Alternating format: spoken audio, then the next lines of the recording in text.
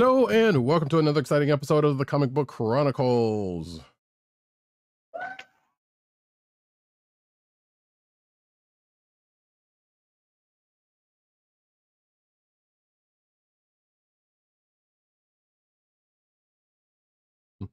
I am your host, Roddykat. You can find me on at Roddykat on Twitter. You can find me at News Nerds Need on Twitter. You can find me at CBCaps on Instagram. With Columbia down the way. And sound effects you've heard come from none other than our man in Brooklyn, Agent_70 on Twitter, Instagram, and Threads. What's up, everybody? Co-hosting from the Borough of Kings. Mentally been many places, but I'm Brooklyn's own. Just a kid from Brooklyn. I don't know what the SEO is like for that thing, but it just sounds like a clothing store. That's all I'm gonna say. But folks, you can, well, first of all, happy anniversary to this here podcast, because we, as of yesterday, as of this recording, February 28th, this podcast is 11 years old. Yay!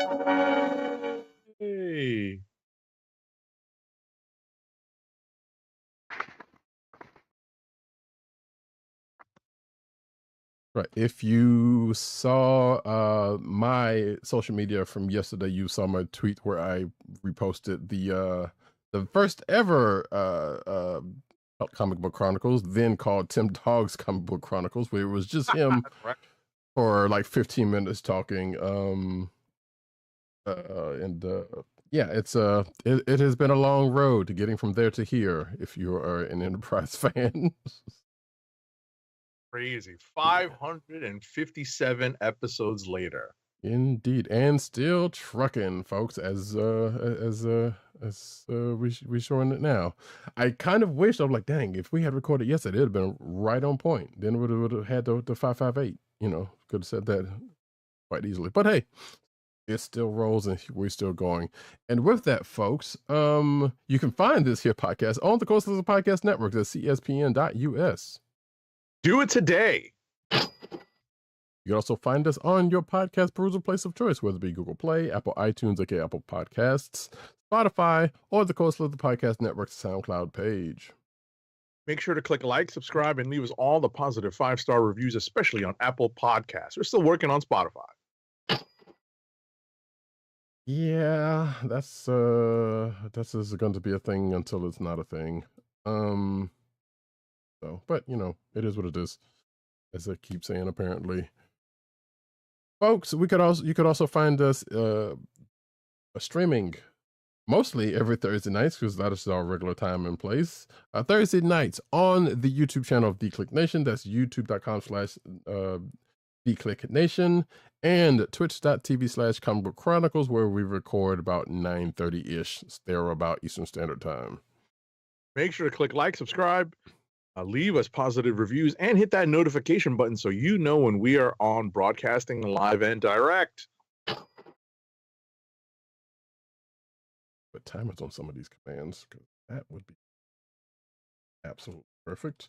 Folks, we are going to get into this show as we tend to do, with talking about spoiler-free, obviously, discussion on recently released shows, movies, whatever the case may be.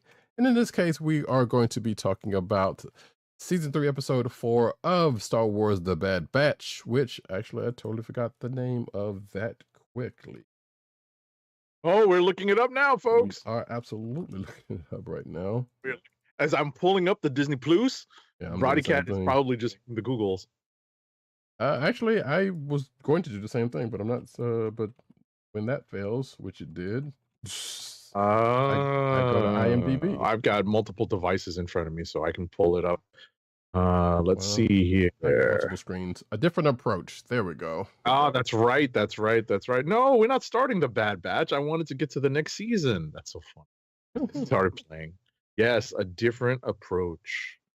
Yes, isn't Right. And what I like about the quickie synopsis that's on the Disney Plus page, the launch page for this episode, it's titled A Different Approach, And the one sentence synopsis reads, stranded in dangerous territory, Omega and Crosshair must work together.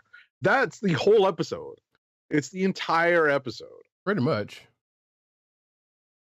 Although the part of me was like, yeah, while that is functionally true, their quote unquote working together seems slightly one-sided in the way that becomes apparent when you watch it. You know what's funny is that you can see the story develop as you're watching it, and not the grizzled veteran trying to counteract the urges of the not as smart as she thinks, naive, right? The young plucky idealistic, right. Yeah. You know, just not as smart as she thinks. Right. You but know, hey, inexperienced, right? Right. But hey, you know. and there was one point you like kind of figured like, well, we see where this is going to come back into play if you remember enough about the seasons to know when a certain thing happens, or we find out that she's a proficient at a certain thing. Right. So, you know, that kind of comes into play, but yeah, but without giving, there was actually, like Agent 70 said, that's pretty much the whole plot, and you know, without giving anything away. But I will say the ending, the way the show ended, I don't think it could have ended any better than it did. Or any differently than it did, I should say. No, I think better and differently. Yeah. I agree with that. Because it was, you know, the cliffhanger ending at the end of this episode leaves it appropriately tense. Now, the only other thing they could have done, which I honestly, what I thought they were going to do originally, was that they were just going to draw it out a couple of more episodes and maybe have, you know, them, well, maybe have some continue to have some separate adventures. Let's just say. Right. I don't think we have a long enough season to do that, though. Well, it was 15 episodes, so. Oh, is it? Yeah. I forgot that we had already gotten that announcement. So, so it's as long as any other season. Actually, it's one episode shorter now to think about it, unless that last episode is going to be a long one. But yeah, it's about as long as the other two seasons were. So, you know, like I said, I guess they didn't want to draw out things too much longer, so that they can continue to kind of get to where they're going at the end of the season. To which we still, I feel like there's some ideas out there floating around, because there always is, but we don't actually know where they're going, which is fine, because you know we'll get there when we get there. Right. So that being the case, you know, it was a good episode. It was, I will say, it was there might have been a tug or two at the heartstrings at some point in it, but it was an amusing episode nonetheless. So good stuff continue to be. So unless Agent 70 has something else to No, because at the end of the day, you know, I appreciated, like you said, a couple of tugs at the heartstrings, you know, seeing you know, family basically being reunited was really nice. But obviously the tense situation at the end was well deserved, and obviously you know, there's a lot of history that's being played out right there. Right. And you know, still to play out probably in the next episode or two. I had forgotten that it's going to be a 15 episode season, so we're like a third of the way through, basically. Not quite a third. We will be a third of the way through. Right. The next episode. So I get my guess is that like this middle third is going to be like the, you know, kind of getting into the ultimate ending, you know, like leading into the ending. Right. And the final third will be the, you know, how the season ends, and you know, how the what's left of Clone Force 99, you know, makes its way into the next chapter of Star Wars. Right. And I'm just assuming here, but probably if it stays true to form, there's probably going to be a couple, if probably 1 or 2 episodes before they get back to the thing that's up in the air. Like they'll probably touch on it. But they probably won't address the whole thing for another couple of episodes, like fully addressed that. Maybe even wait till the end, of the season and just kind of string it out there. But I doubt that part. But we shall see. But it does feel like something's like, well, now that we're here, there's still going to be to address the thing, the revelation from the last, from the 3rd episode, and how they're going to deal with that, or how that gets dealt with, I should say. Which is probably going to either lead in or end the, probably going to lead into the end of the season. So. Although, it'll probably end the season now that I think about it, because I feel like that's kind of the thing that would do in this case. That being the case, hey, Bad Batch, good episode. Check it out when you get a chance, if you are so inclined to do so. And with that, we're going to go into the books of the week, starting off with, and I should have probably had pulled that up before the show. Amazing Spider-Man number 44. Oh my goodness, is Gang War over? Technically, yes, there is one more crossover issue coming out. I believe it's next week. But Amazing Spider-Man number 44 is technically the end of Gang War. It's written by Zeb Wells, with pencils by John Romita Jr., inks by Scott Hanna, colors by Marcio Meniz, and letters by our favorite lettering paisan, VC's Joe Caramagna. So of course, there's a double cross. Of course there is. This was already teased and basically playing out at the end of the previous issue. We get the ultimate, I don't want to say resolution, but we get the ultimate results of the battle in Central Park.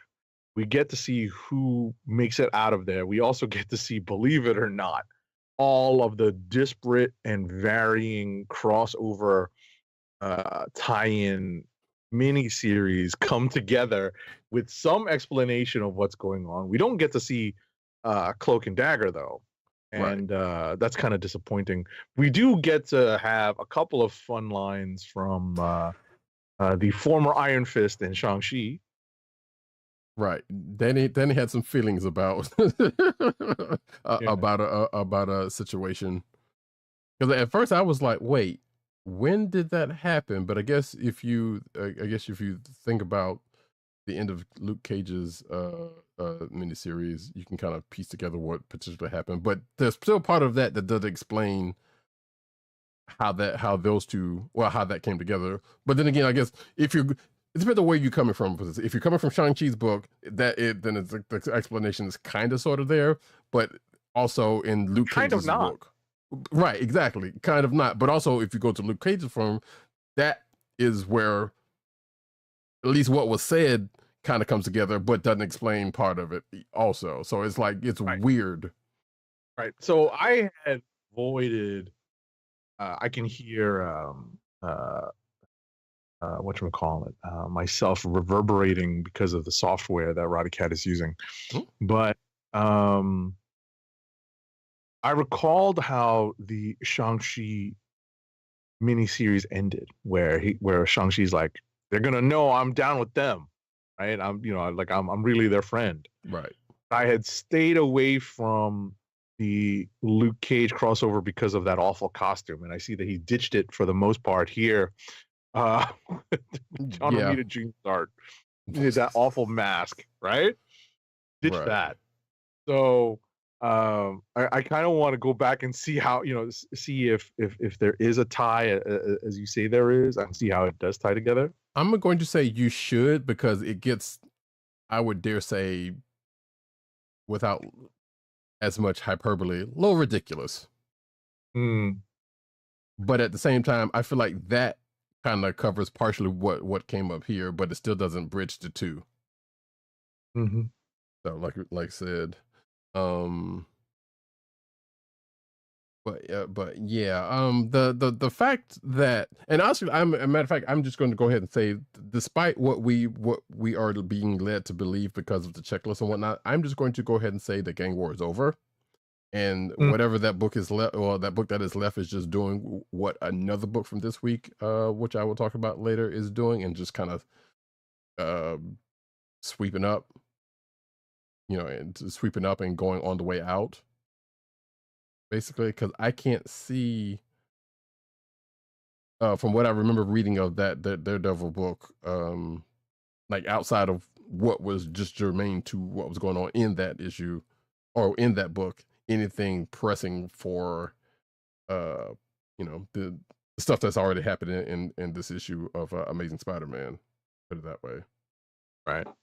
So apparently, I can see some things, some groundwork being laid in this issue where we have Jessica Drew Spider-Woman and Elektra Nachio's Daredevil kind of interacting. So there's a crossover waiting to happen, or at least guest star, guest star, cameo appearance, something. Yeah, I said the exact same thing. Matter of fact, I said in my notes, like, yeah, clearly that's going to come back up sometime soon. Right. I can see that could happen in the Justice book, actually. Sooner rather than later. Sure. But I don't know what is going on in, better what's going on in the Daredevil book to where something like that could play out. I mean, right now we're getting mostly Matt. Right. We're getting a lot of Matt Murdock. Elektra Daredevil has mostly been in the gang war stuff. Mm-hmm. So, but obviously, she's still a presence, but she's not like the focus in the current Daredevil book. So we'll see how much longer Elektra as Daredevil lasts, or if that's going to come to some sort of resolution in the pages of Daredevil. We'll see. Right. Alrighty. So, I was just going to say, we get a good old-fashioned Spidey monologue during the course of this. In addition to, like Agent 7 said, kind of things getting set up for the future, or for the present and future. In the ongoings of New York, they finally got rid of, I will spoil this, they finally got rid of that stupid law that, yes, didn't seem to matter on one part, but and actually this is going to come up in a little bit. This is why I'm bringing it up now. So, but yeah, another thing that I won't spoil happens near the end of it with someone who's kind of been slightly the catalyst around this. Mm-hmm. So that's kind of a thing, and that was a good part too. So this was definitely I almost hate to say it, but it was a potential click of the week. There's a couple of things better, but no. For me, I'm just glad it was over. Yes, that's the best thing I can say about it. Oh man, voice meter killing me. I'm not doing anything, so I don't know what's going on your end. Yeah, exactly. Well, I was about to say you'll hear it in my recording, right? Gotcha. What I was gonna say is, I can do without Jackpot. I honestly could probably do without Spider Boy, like definitely his little cameo appearance in this. Right. I could do without seeing Rabble, like Rabble. Well, then don't read Miles. I'd skim Miles this week. I was like, oh, it's a direct continuation from what happens here. Yeah, but like I said, we'll talk about that in a little bit. Rabble. And there was one really good line in this that did make me laugh. Face Pot Patty. Yes! Mm-hmm. Yes! Mm-hmm. I am loath to give Zeb Wells any credit. That was a good line. Yeah, that was pretty good. I absolutely laughed out loud on that one. Oh, same here. If I had been drinking something, I would have done a spit take, because when I flipped the page, I was like, right.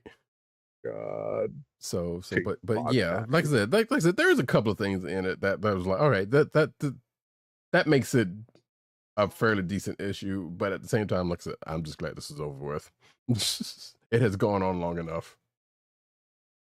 But with that being said, we can push on to the next book, which is Avengers Twilight Book 3. Yes, Avengers Twilight Book 3 is written by Chip Zdarsky with art by Daniel Acuna and letters, again, by our favorite lettering python, DC's Joe Caramagna. So it's only a mild spoiler, but it's on the cover. Right?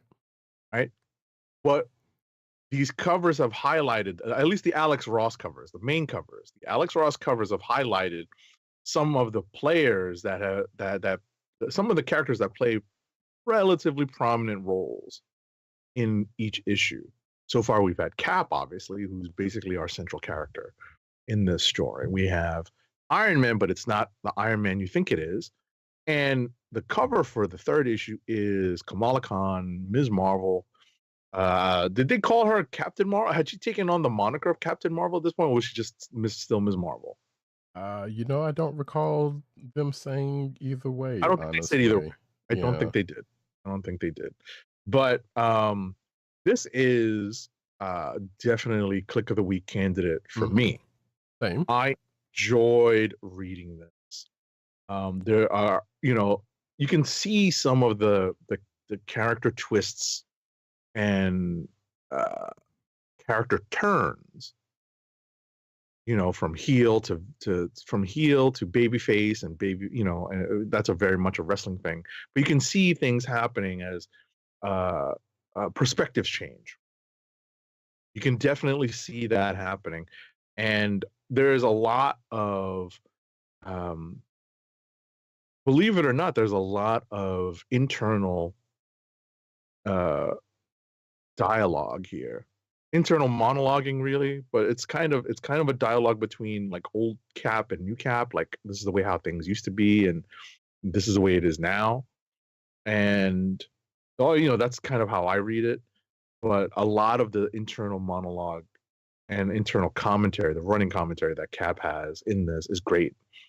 And I'll let Roddykat put in his review on this, but I wanted to circle back to something we talked about in our pre-production meeting that happens at the end of the issue, right? Without spoiling everything.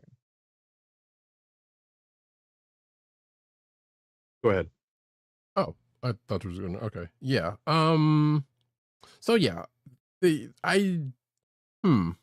what could I say about this? I agree with everything Agent 70 said. That is the short end. I slightly appreciate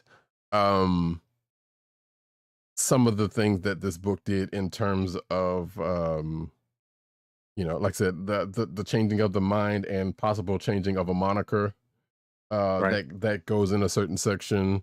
There's a little as kind of was said, some old school tech that comes back into play. But also it, for the very reason this is a potential clicker week, is pretty much, as Agent 70 was kind of alluding to, the way this book ends. Because a couple of things happen and it's just like, yep, this is it in true Avengers fashion. A couple of things happen, and without some different words being said by a character for a different reason, just kind of caps the whole thing off. Right. We also get a reunification of sorts between a character, obviously a main character in this series, and a certain piece of equipment. I was about to say reuniting. Yeah. Right. Yeah. Reunification, reuniting. Yeah, right. Yeah. Mm-hmm. And it got a little dusty in here. I know you did. Because when I read that part, I thought about you. It was like, yeah, he's gonna catch the feelings on this one. It got a little dusty here. The allergy, which I've never had before, just seemed to pop up here.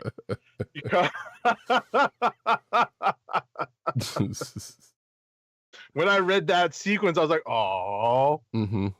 Let's put it this way: if you know enough about Agent 70 and his love of a certain character, you will understand when you read this book and get to a certain part. Because, like I said, I don't want to spoil it because it's worth reading. Yep. But like you could kind of see a couple of things come together with not that with that one, what I wasn't expecting. And actually, I was kind of wondering why that wasn't even in play. But as you read through the story, it's like, okay, some things kind of start making sense. But like I said, you still are not prepared for that part to happen. Like, okay, Right. cool, boom. And I will say that this, if the whole moniker thing that I mentioned earlier, that that tends to happen, it was like, okay, you could almost say that was almost telegraphed by the pages that preceded it, but it's also not the first time that that has happened in the pages of an Avengers book, or for a reason. So it's kind of like, okay, slightly different reasonings, and definitely a different time frame. I believe that was a Bendis era Avengers thing, if I'm not mistaken. I think he was still on the book. I can't remember when all that the whole Dark Reign thing was going on. But either way, you know, it was like, all right, I've seen this before. But in this particular case, it's like, all right, that was you know, I could see that a little bit better than the original use of that, let's just say. So we'll see how that plays out as this series goes along. But yeah, definitely was loving Avengers Twilight this week. So good on Zdarsky and Acuna and Caramani and crew for this week's issue. Oh, and with that, we're going to go to talk about the last book that we have in common, which is get your wallets out, folks, because this one's going to this one's going to probably end up breaking wallets when and or if they this ever happens. Although I will say, the cover does and does not technically reflect a part of what you would believe. Well, definitely doesn't reflect what's going on in relation to what happens in the book. But however, a parallel to that kind of happens, let's just say. Right. And that being said, Invincible Iron Man number 15 is the book that we're talking about. Invincible Iron Man number 15 is written by Jerry Duggan, with pencils by an acquaintance of Agent _70s, Mr. Kreese Lee, inks by Walden Wong, colors by Brian Valenza, and letters by our favorite lettering paisan VC's Joe Caramagna. So, Roddykat and I had mentioned some of the things that are referenced to be happening in this issue, because, if I'm not mistaken, was it Rise of the Powers of 10 or Fall of... It was Rise. Yeah, last week's Rise. Right. They reference stuff that happens in this issue. And we're like, wait, has this come out yet? It was just a week. It was just a week ahead in the publishing schedule, right? Or a week behind, if you look at it that way. Right. And we get to see all of the plans, counter plans, counterinsurgency, as it were, put into play by Riri, by Forge, and by Tony Stark, as they try to combat what Fei Long has done, both with the Stark tech and, combining it with the Orcus tech and the Sentinel tech and all that good stuff. And we see all of that play out finally after many issues. And when I say many issues, I'm not just talking about Invincible, but rather across this whole event, like the whole Fall of X storyline, right? We've seen teases of this. We've seen how Mysterium plays into this. We've seen how, as I said, the deconstruction of Tony Stark has played into this, and obviously the union of Tony Stark and Emma Frost, how all that plays into this. We see a lot of that stuff play out in this issue. So there's a lot happening. And this is probably a very pivotal issue in the Fall of X storyline, which is kind of why, we jokingly, we kind of chided Marvel for restarting Invincible Iron Man once Fall of X is done. But now we kind of understand why. Right. It is that closely tied. it does make some sense. And you know, like I didn't spoil anything here, folks, but you know, we get to see a lot of stuff play out, and I'll hand it off to Roddykat, and you know, he'll put his thoughts in it. Yeah, so a matter of fact, I think this came up last week where Invincible was kind of seen as an X book, and for the reasons Agent 70 said, is pretty much that. So you can definitely see like what he said to be the case. Yeah, the whole Emma and Tony thing, I know there are people, actually like myself, kind of want to see what would happen if that was a longer term thing. But but as probably most people would have expected, it probably wasn't going to last. Or it seems as though we don't you know, we don't want to say 100% sure, but this is giving shades of, hey, you know, they pretty much are going to put the kibosh on that as this goes on. So, but like I said, you can kind of read into something that was said in here, or whatever the case may be. That being said, I saw that too. Yeah. That being said, though, there's a couple of things that was kind of that struck me as kind of amusing. Like one, Emma, you know, Emma has always been, let's say, proud of her diamond form and the nature of its imperviousness. Yeah, I know that's not a word, but still. But at the same time, yeah. But at the same time, sometimes she has said that in cases was like, you know, good and well, that's not true. And this was one of those times. But you know what? Bravado gets you somewhere, I suppose. That being said, I think Tony might have watched Do the Right Thing when he made a gift for her that shows up in this. I did think that. I actually did think that. When I saw what that was, I was like, oh. So same thing doesn't happen to the person who owns a similar set of things in that case. But I was like, okay, that has to be a clear inspiration here, and that's pretty funny. If it's not, that's pretty good. Either way.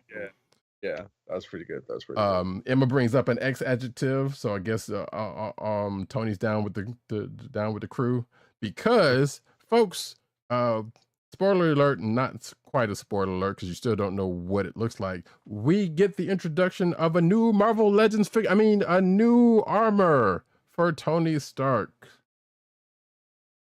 But hold on. Yeah. There you go. As a matter of fact, you might as well cue that up a couple of different times, because not only do we get that, we get two other potential figures, probably both Build-A-Figures at the very least, coming out of this also. There we go. So, which I will safely say, you know, it was worth the wait, even though, like, yeah, while Rise did kind of allude to this, but I feel like it still did it in a way to where it didn't really give anything up.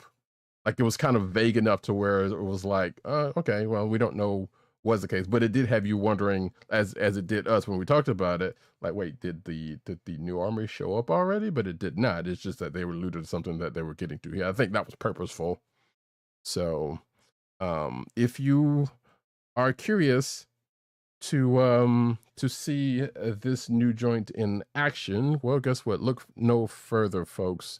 And again, look out for the upcoming Marvel Legends figures for these things, because they are most assuredly coming. And if they're not, I would be absolutely surprised.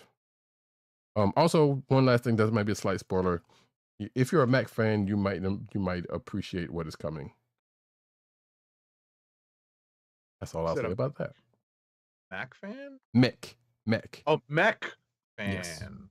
I was about to say, I'm like, what? I have Macs at home. I didn't see No. Come on, you know better than that. Cool. That's cool. Oh, you know what? Okay. Go ahead. No. If, finish off, because I wanted to circle back to what I wanted to mention at the end of Avengers Twilight. So you have some finishing thoughts on Invincible Iron Man. Go ahead. Yeah, I was just going to say there was one part that made me think, wow, Tony had Batman plans, which we kind of had seen him talk about before during the course of this volume, but There was one part that was like, wow, he really did kind of just Batman this up, huh? But it was also something that happened recently. Right. Right. It happened during the course of this Invincible Iron Man run. Right. So it makes more sense. It's not like he had a contingency from way, way back. Right.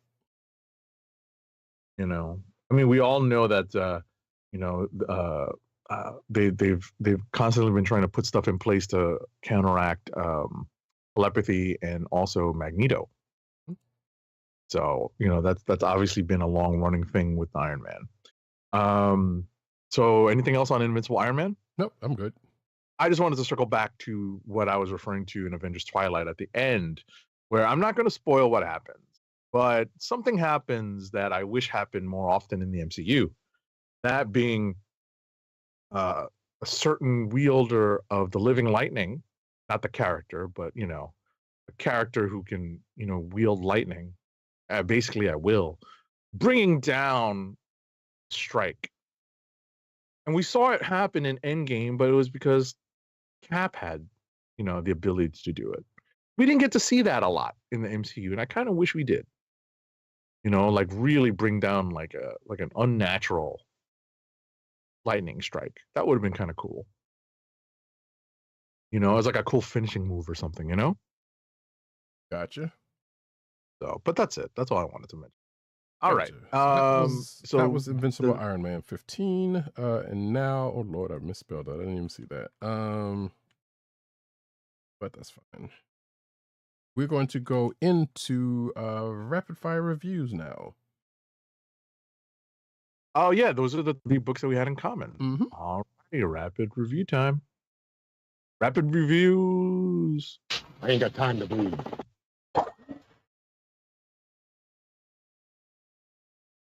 All right. First up is Dead X-Men #2, written by Steve Fox with art by Peter Nguyen, Bernard Chang, and Guillermo Sana, colors by Frank Martin, and letters by VC's Corey Petit. I know Roddykat is going to circle back to this, so I will not spoil too much. But since I know he read the first issue, right? You did read the first issue, right? I did, yes. Okay. Because I remember we spoke about it. I just wanted to confirm. The basic premise of this is the X-Men team that was killed off at the Hellfire Gala has a chance to redeem themselves in this series, and that's really cool. What a great concept. It's a great concept to bring these characters back, let them have their time as a team of X-Men. Right. Right. And I really enjoy this concept and this series so far because we get to see them interact with each other the way we thought we were going to see them interact. But it didn't turn out the way we thought it would. We're not seeing them in kind of an extended X-Men run.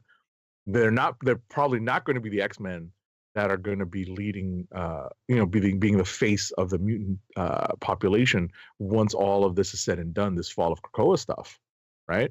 But it's still nice to see them get some shine in a series.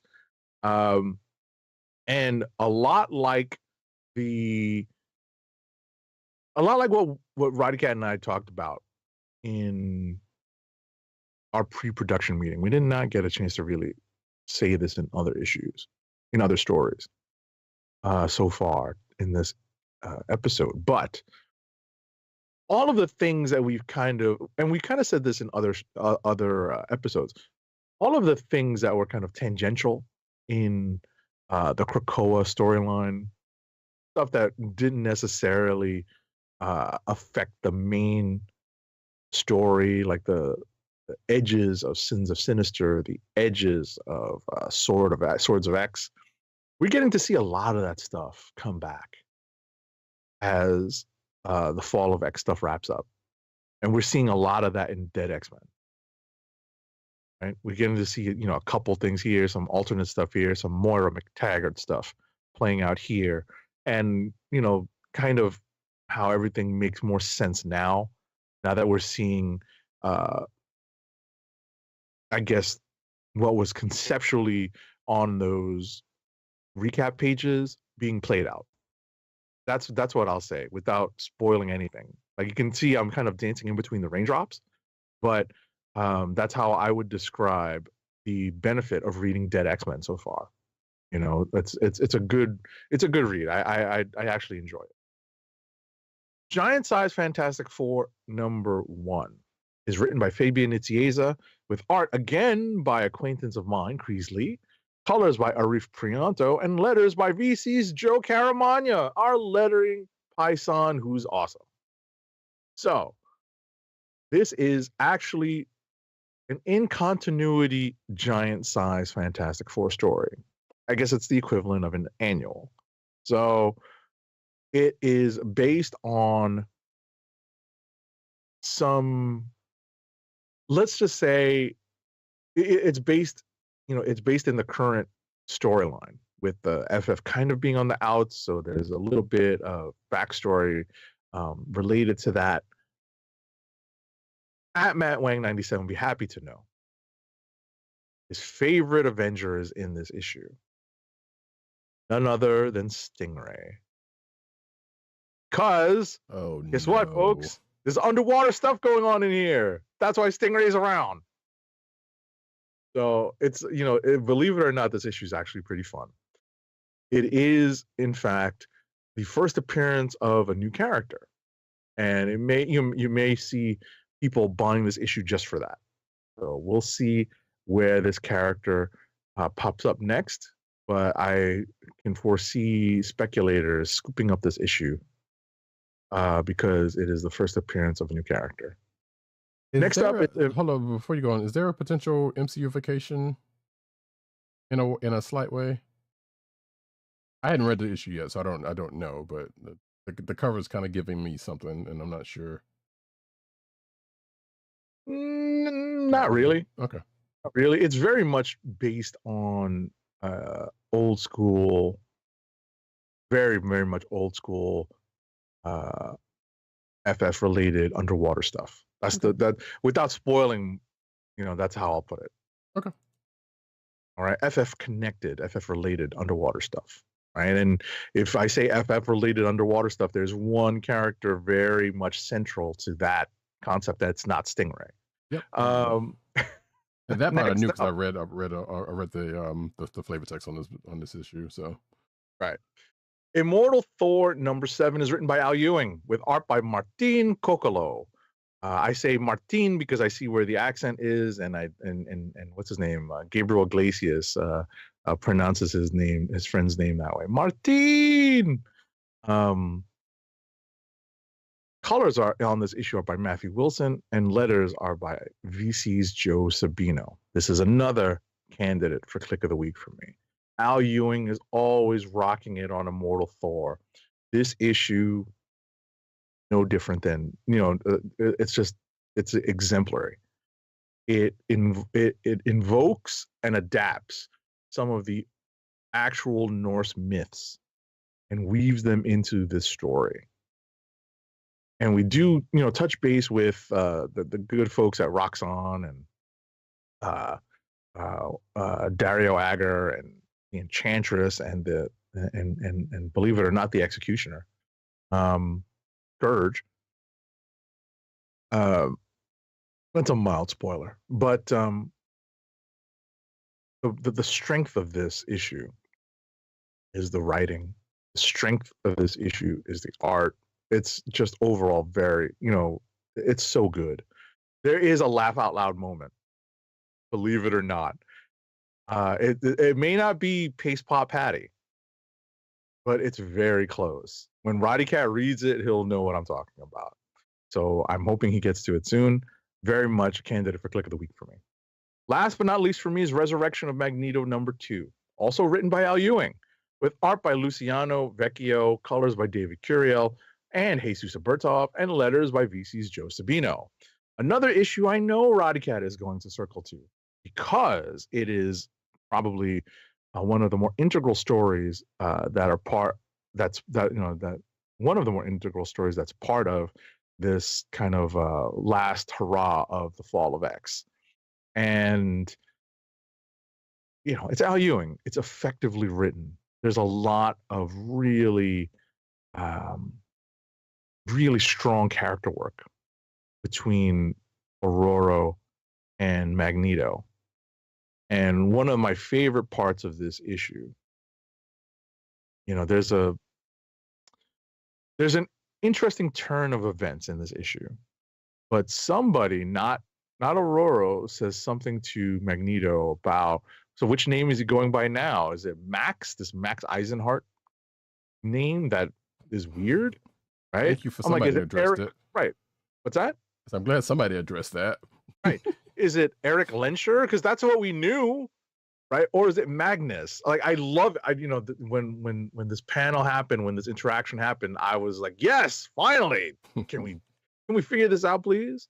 So I enjoyed that. I won't say anything more. I do recommend this. This is very close to being a candidate for Click of the Week for me. Very, very close. It's not as strong as the first issue, but it's still very, very strong, because this issue is much more focused on Magneto. I liked that the first issue was very much focused on Aurora Monroe. So this one's much more focused on Magneto, for obviously good reason, but it's so close to being a candidate for Click of the Week for me. I've already got two. I've got another Al Ewing book and Avengers Twilight. So, but that's it for me. Alrighty then, we go over to my books, starting off with Star Trek, Picard's Academy number 6 of 6. Written by Sam Maggs, art by Ornella Greco, colors by Charlie Kirchhoff, and letters by Jeff Eckelberry. Does not have an H in his name. So yeah, this is the last issue of this miniseries where we find second year Starfleet Academy student, one Jean-Luc Picard. You may have heard of him. You're a Star Trek fan. Basically trying his darndest to, basically trying to get out of school early so he can kind of get out in the world, because he feels that he just has to get away from it and do things and kind of out for himself. But this whole miniseries has kind of been about him shaking that off a little bit, maybe loosening up on that a little bit. And in this last issue, we have him and his crew who are having a not quite Kobayashi Maru-like test to go through, but kind of similar, to which we find out how they do in this, without spoiling anything. But of course, as with books like this tend to portray, the true test is the friends that you make along the way. And of course, that's, if you're watching the video version, you can see the cover, so it's not like that spoiler anyway. Although I do like this other cover right here that depicts an almost postcard like setting, so this is cool. But that being said, there was something else that came up in the course of this in this issue that I kind of had been wondering about during this whole 6 issues, in that one, who's doing the narration, and we find out who that is. And it is someone who's been there the whole time. And apparently, let's just say it is someone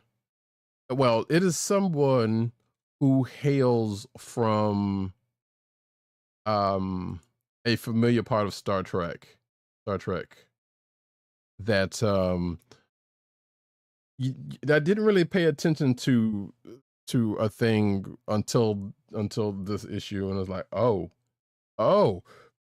why didn't I pick up on that before? But this the whole story kind of lends itself to be like, or kind of not making that so obvious. So it was good on the creative team for that, but at the same time, I was like, okay, at the end, I see it now. That makes total sense. Well, not makes total sense, but at the same time, but it was like, okay, I can see where that could be a thing.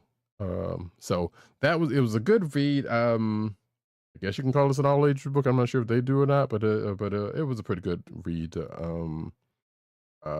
I think, and it'll probably read better in trade. But hey, it was a good story. Next up, we stay in the Star Trek corner with Star Trek Defiant number 12, written by Christopher Cantwell, art by Angel Unzueta, colors by Marissa Louise, and letters by Clayton Cowles. So, Worf and his ragtag crew of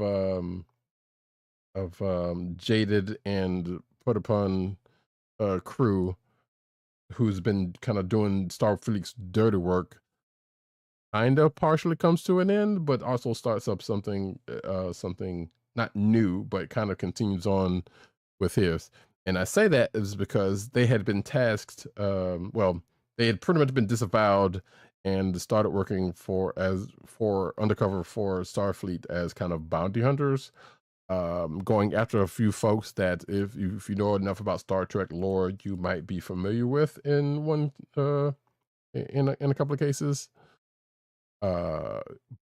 But they have been tasked to take these the people they have been going after to a particular place, and fortunately and unfortunately would have been the end of the journey, because like the team's kind of been fed up with what their mission has been doing and fed up with Worf for kind of going along with it.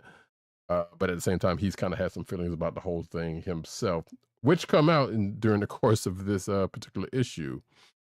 But of course, that doesn't end things, because especially if you're watching the video version, you can see the variant cover that I have up. Things take a turn when the crew have to deal with a particular adversary from the end of Star Trek Next Generation season 1 that kind of comes into play, which basically turns this book into a horror book, or as I say in my notes, a horror show, but definitely takes a horror kind of bend in a way with where the story is going. And we also get a little bit of backstory on our quote unquote hot Orion farmer friend that is tagged along with this crew. But to where that's going to go with that, we don't know. Next up is Dungeons and Dragons Saturday Morning Adventures. Excuse me. I really not pulled the thing for that? Like, no, there it is.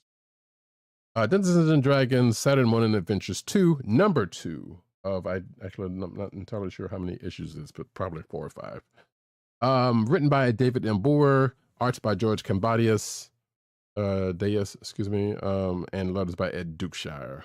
So, if you are familiar with if you're of a certain vintage and you remember the old Saturday morning cartoon for Dungeons and Dragons, you know this crew. The 6 young teens at the time who went into a roller coaster and came out in the world of Dungeons and Dragons, never to return home again. Well, guess what, folks? They're still not home, and this book takes place probably a few years after the initial cartoon run. I think even the never put to animation missing last episode, which I don't think they ever got home. But like I said, this is sometime later. They're a little older. They're still traveling through what D&D folks would know as the Forgotten Realms. But during the course of this story, in this particular story, one of their own supposedly went missing. They didn't go missing. They just ran away. And if you know anything about the makeup of that crew, you probably could figure out who that is. And the other folks went to go look for this person, and along the way, they have been running into some would say staples of D&D lore, including in this particular issue, as I had to say in my notes, a beloved fan favorite Baldur's Gate legend and their adult human companion.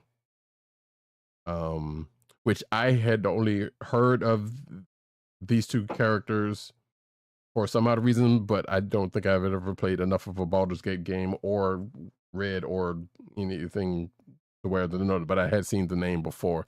So it's kind of amusing to see them pop up here. But there's been a couple of things like that happening during the course of this this story so far, even in the 2 issues that there have been.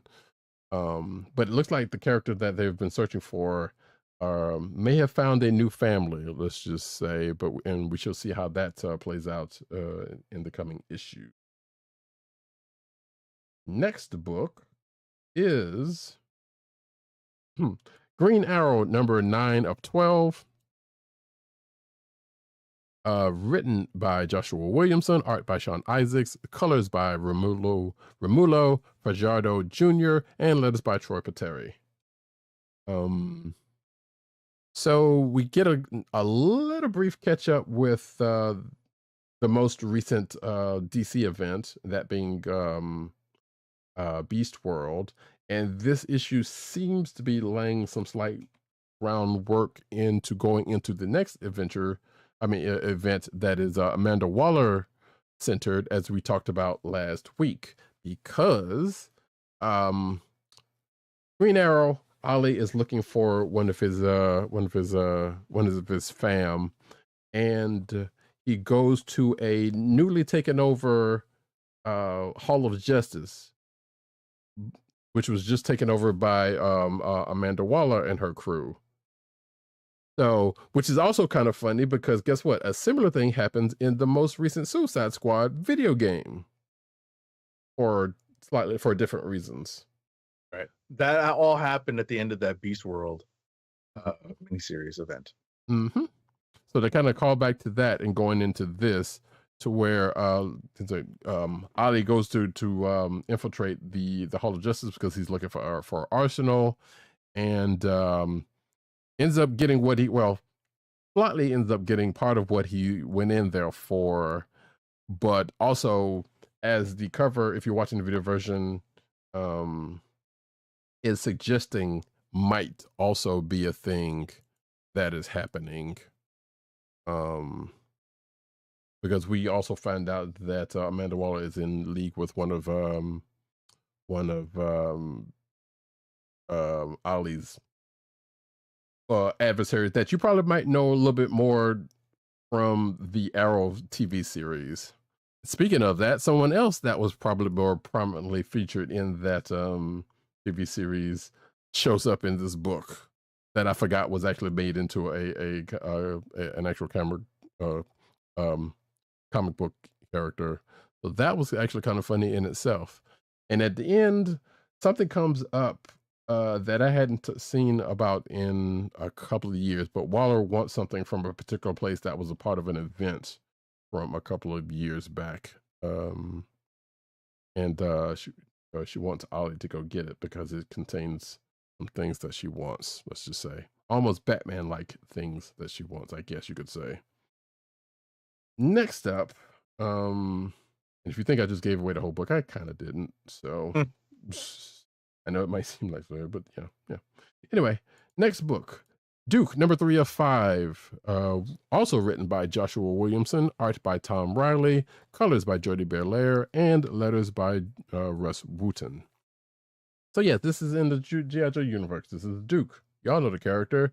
And if you were seeing the cover, if you're watching the video version, you see in the cover, yes, that person does absolutely show up. Spoiler alert, the Baroness shows up, which we kind of alluded to last time we talked about the issue. Duke, Clutch, and the Baroness are pretty much being held in a pit, the pit to be specifically, which is apparently a prison in this universe. But let's just say the known head of the Mars Corporation sends a somewhat major Cobra figure to go after Duke and get something from him, which ends in a confrontation with them. And if you pay attention to the comic book news cycles, you might have kind of sort of seen what would be considered a spoiler for this issue already, because some people can't seem to help themselves with so that part right there in itself, like, you could have waited a couple of days to do that, even though you don't necessarily say the who's and the what's for, at least, but you putting a potential. You putting a spoiler in the title of your article. That's not cool at all. It's messed up. So, but it was a good issue. It seems to be that certain other related figures are kind of having second thoughts about some things that are happening. Duke's still kind of having his one Peter parody / PTSD because of his run-in with some Cybertronians. That has kind of been the catalyst for this. And yeah, we're just fucking headlong into the forthcoming G.I. Joe series that's going to come after this series ends, or probably around the time that the series ends. So there is that. Last but not least, oh, I forgot about that. We didn't get a copy of that book. There was a Darkwing Duck book that I wanted to read, but we didn't get a copy of it. Or at least I didn't see a copy of it in our book in our thing at the time. So I'm gonna have to go back there and look. Last book for myself, we circle back around to some gang war business in Miles Morales Spider-Man number 17. Written by Cody Ziegler, art by Partha Pratim and Federico Sabatini. Color artist Brian Valenza, and letters by VC's Corey Petit. Or Corey Pettit. It depends on how you pronounce it. It's actually it's actually Pettit, but whatever. So yeah. While this doesn't have the gang war trade dress, it definitely does address some gang war business and continues the business between one Miles Morales Spider-Man and adversary Rabble. We do get not enough of an appearance by which I thought coming out of the last issue was going to be more of a little heart-to-heart talk with one Miss Marvel who shows up in this book, who is in this book pretty much the whole way. But she doesn't seem to be leaving this book anytime soon, judging by the end of it. But still, not enough of what I thought should have been the case. Kind of coming out of gang war. We get a shade of it, but not a whole lot. And also coming out of gang war, as we talked about earlier, because of a certain law that was already on the books that had been found to be taken off. Thanks to, I guess that might have actually came out in this book, but I know Amazing Spider-Man 44 did reference it also. But kind of coming from that, this book, Miles Morales, kind of continues sweeping that whole gang war business up, because we see a cameo appearance by Luke Cage, and which sets some things in motion for a character that I just mentioned, and another character that has been in this book that has kind of been hounding Miles for a while.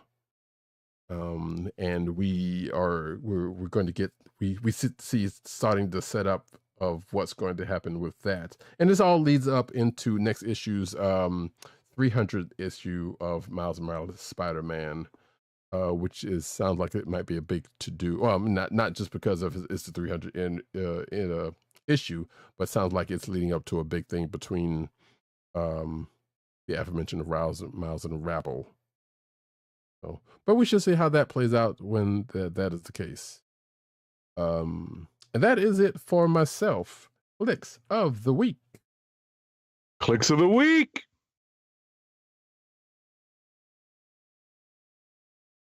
Oh, I forgot to mention also from this issue, there was a person that Miles and Miss Marvel fought in the beginning of. I have no idea who this person is, and it's also kind of funny because Miles pretty much says, "I don't know this man." He pretty much says that I don't know this man. Yeah, he's not one of mine, right? He's not one of mine. That's what happens with these team ups. It's like, is this one of yours? Nope, not one of mine. Right. So, and I'm like, I don't know this person either. But I love the fact that he was like, no, I don't know this man, because you could also hear, Kiki Palmer saying that. You could hear the Kiki Palmer voice. So that's kind of funny. Right. But we've also seen that in some of these team ups. Where is this one of your bad guys? Nope, not one of mine, or it's somebody else's bad guy. So right. That conversation definitely is had here. So I'm guessing you just must have skimmed through it.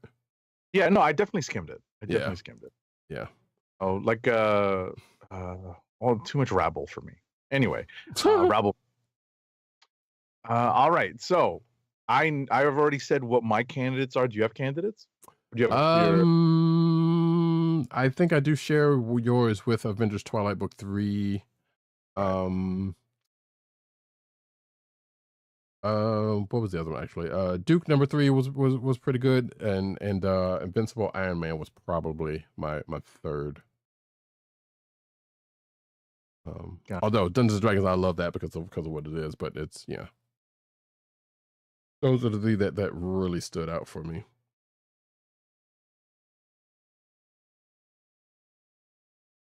Okay. Well, I mean, you know what mine are? You know, my top two reiterate. Immortal Thor number 7 and Avengers Twilight number 3. I'm definitely leaning Avengers Twilight number 3 just because there's a couple of really great moments in it. Mm-hmm. Whereas Immortal Thor is, you know, just another great Immortal Thor issue. You know, Resurrection of Magneto number 2. Shout out to Al Ewing and Luciano Vecchio on that issue because that's a super strong issue. Right.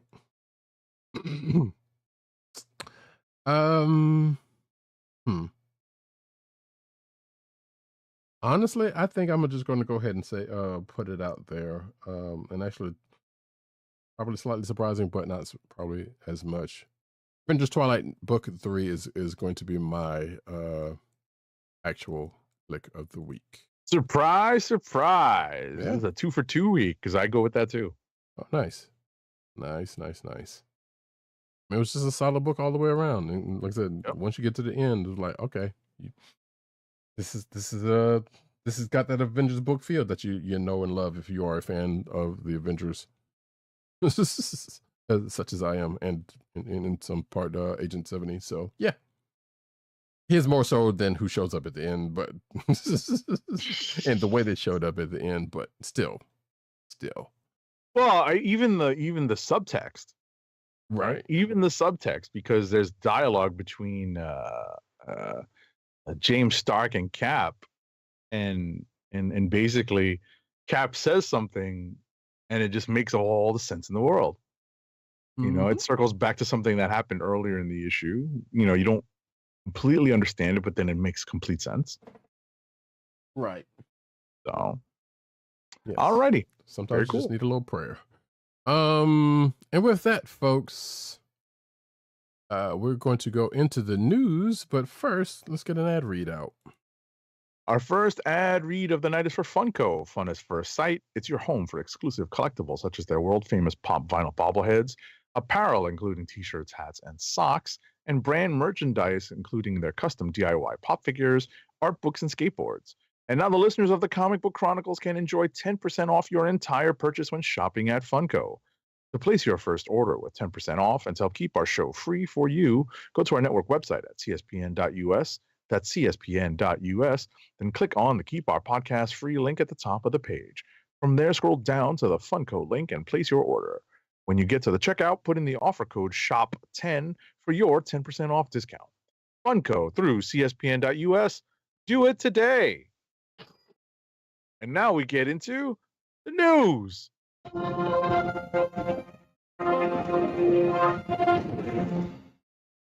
Good news for NCIS fans. Tony and Ziva is going to get a spinoff. I don't know. I'm just reading that off. Wait, of the what? Side I was just reading that off of the side of the actual first article, but which is Star Trek Discovery. From the world of Star Trek Discovery, Paramount Plus drops an official trailer for the final 5th season of Star Trek Discovery, which is set to return April 4th.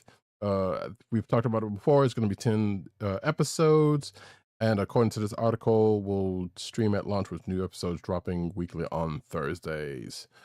We won't be talking about it because I have not caught up with the first 4 seasons of Star Trek Discovery yet. So yeah, that is that. Next up. Kenneth Mitchell, Star Trek and Captain Marvel actor, dies at the age of 49. So he played several roles in Star Trek Discovery. He died roughly 5 years, a little bit more than 5 years, after being diagnosed with amyotrophic lateral sclerosis, ALS, otherwise known as Lou Gehrig's disease. his family announced on Sunday. Yeah. I am not I don't recall seeing this dude in Captain Marvel unless he was in makeup or something, but I don't know. It says here that he was in the film, but I don't. It doesn't say as what, unless I'm missing something. But he apparently played 3 different Klingons on Star Trek Discovery, so I'm sure Discovery fans definitely know who that is. Yeah, I mean, I'm gonna check his IMDb. So. Yeah, including one character called Aurelio. So, also, but yeah, yeah, Luther Yerkes is a hard thing. Yep. Yeah. Condolences to his family. Same.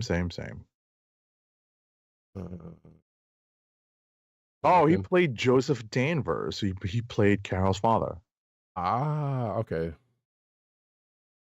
Which I'm sad to say, that's still not. I mean, I know obviously know who that is, but yeah, that's still. Yeah, we only see him in flashback. Right. So, gotcha. Okay.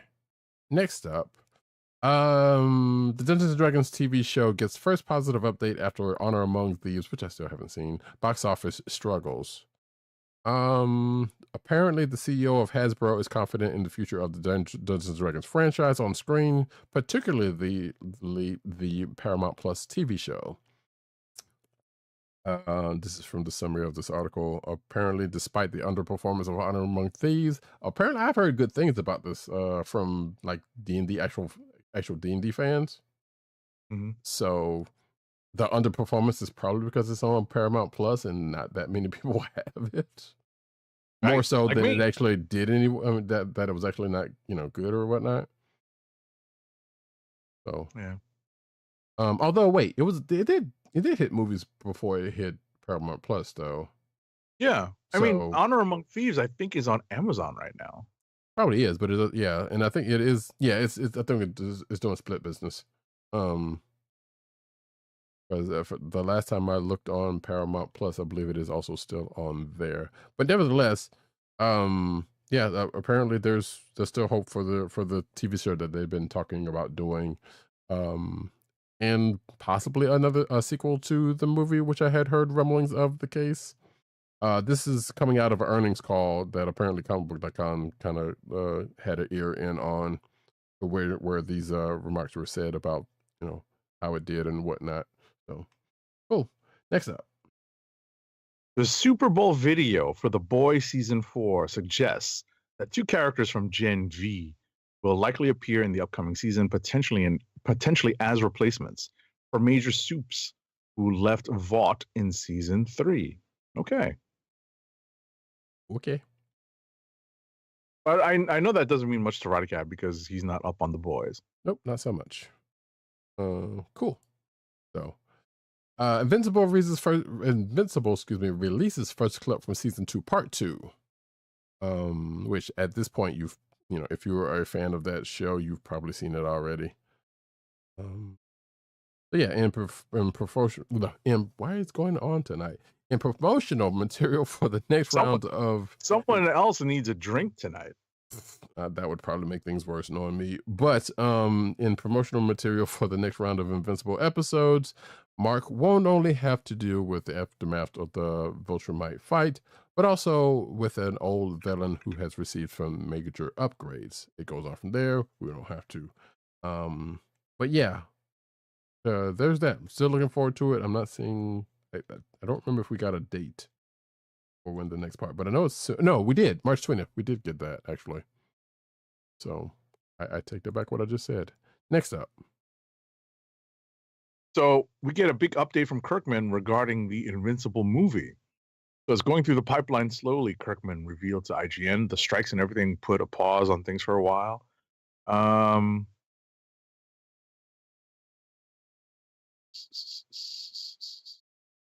trying to see. So is this supposed to be an animated or live action? I believe it was slated to be animated, but I don't remember. Oh no, wait, it says it down at the bottom. Live action. Okay. And Seth Rogen and Evan Goldberg were attached to write and directed, according to this. But it's also says it's unclear whether they still are. Well, as long as we don't have to hear Seth Rogen laugh. No, you know you will. He's not going to do that and not put himself in there. God. I believe he's also in that Turtles movie also, which, okay, whatever. Oh, anyway. Mark Ruffalo says sequel to The Incredible Hulk might be too expensive. That doesn't mean we still don't want it. Speaking with GQ, Ruffalo said that he thought Marvel's quote expansion into streaming was really exciting, but the thing about Marvel movies is you had to wait 3 years, and that created the mystique, which he's not entirely wrong. He also says that that's been somewhat diluted in the wave of streaming shows, and Marvel Studio is now, well, I think this might be the article saying that, is now drastically reducing the amount of content coming out this year, but it may be too late, Ruffalo admits. These corrections could be really positive things. What will it be what it was? Don't know, according to him. So, I know people have been wanting a Hulk movie with Ruffalo, and I feel like almost like the Black Widow movie, it's becoming increasingly late for it. Still wouldn't mind seeing it, but right, yeah. Either way, there's that. Oh, he also says he'd love to do a standalone Hulk movie, but he doesn't think it's going to happen, and which goes back to the title. And he mentions the CG created character and blah, blah, blah, blah. So, yep.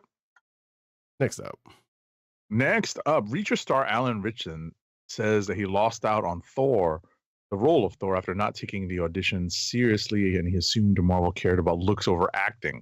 You are wrong, dude. Listen, he's good at Reacher. He played Hawk and Dove on Titans.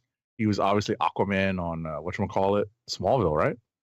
Yeah, I guess so. Yeah, that would be right. The other place. Yeah. So he's got some experience playing superheroes, but yeah, I know Roddykat's going to have something to say about this. But we've seen Chris Hemsworth actually act, and Alan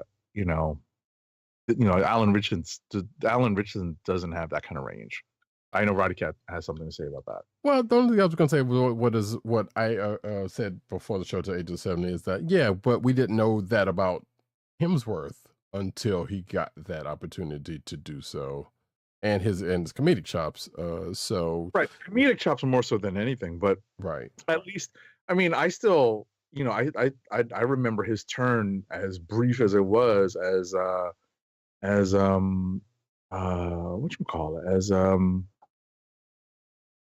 what is Captain Kirk's father's name in the J.J. Abrams? You know what? Oh, you're talking about Hemsworth.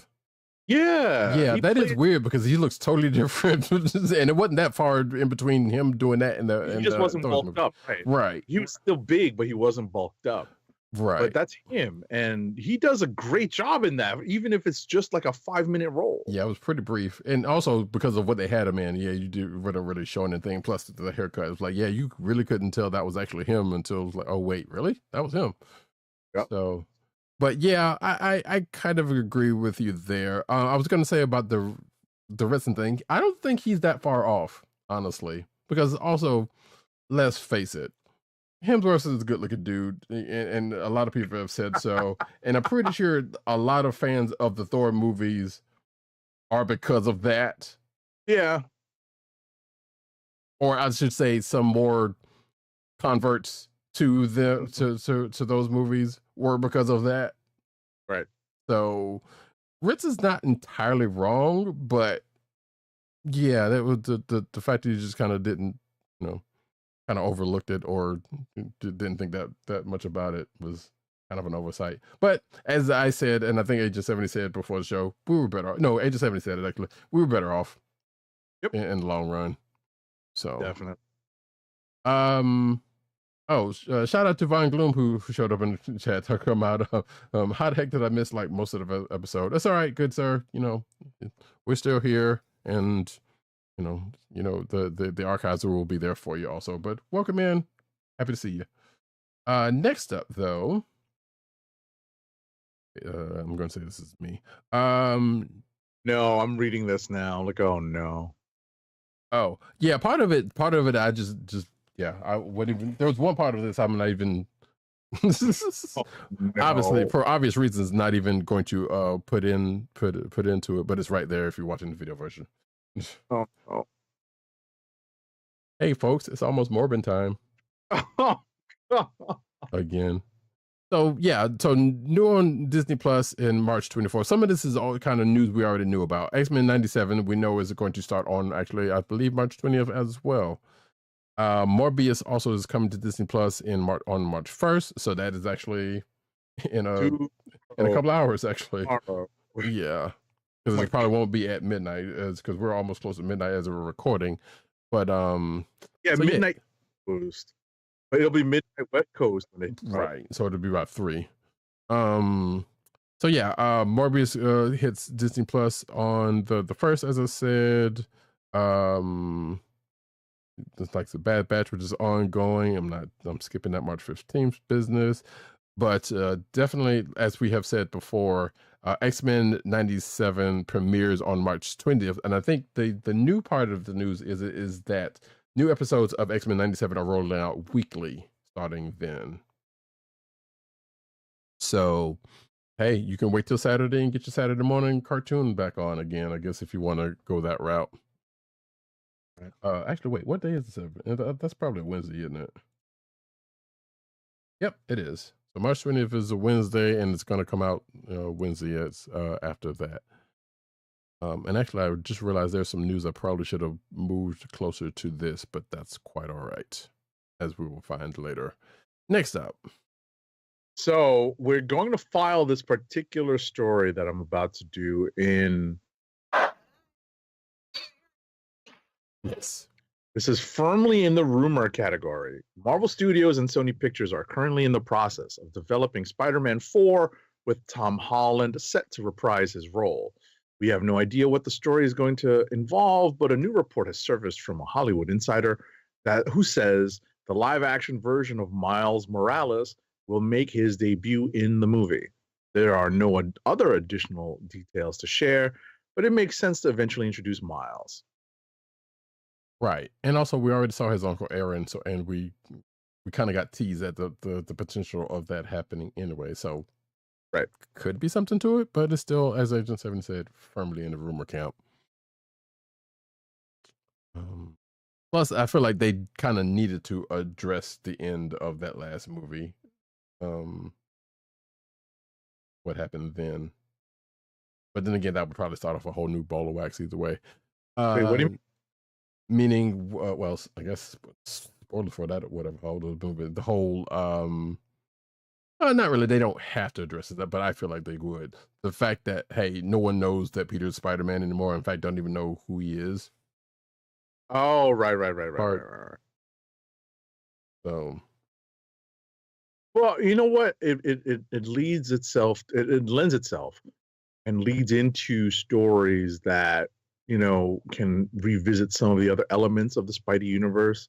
Right. Maybe not the MJ centric stuff, and maybe away from the Ned stuff, and maybe that will lead into Miles eventually taking over the mantle. Or maybe there'll be 2 Spider-Men running around. You never know. At this point, that seems probably more likely than not. But who's to say? Next up, though, Amanda Stenberg reveals more about the Acolyte, Star Wars' next mysterious TV show. And I totally forgot that this was a High Republic show, or near the end of the High Republic show. So, but you figured they were kind of going to do that at some point. Let's hear that speaking to C Magazine, Amanda Stenberg, who, according to this article, is a key member of the Acolytes cast, who will play the titular Jedi Padawan, has teased more about the High Republic setting. Quote,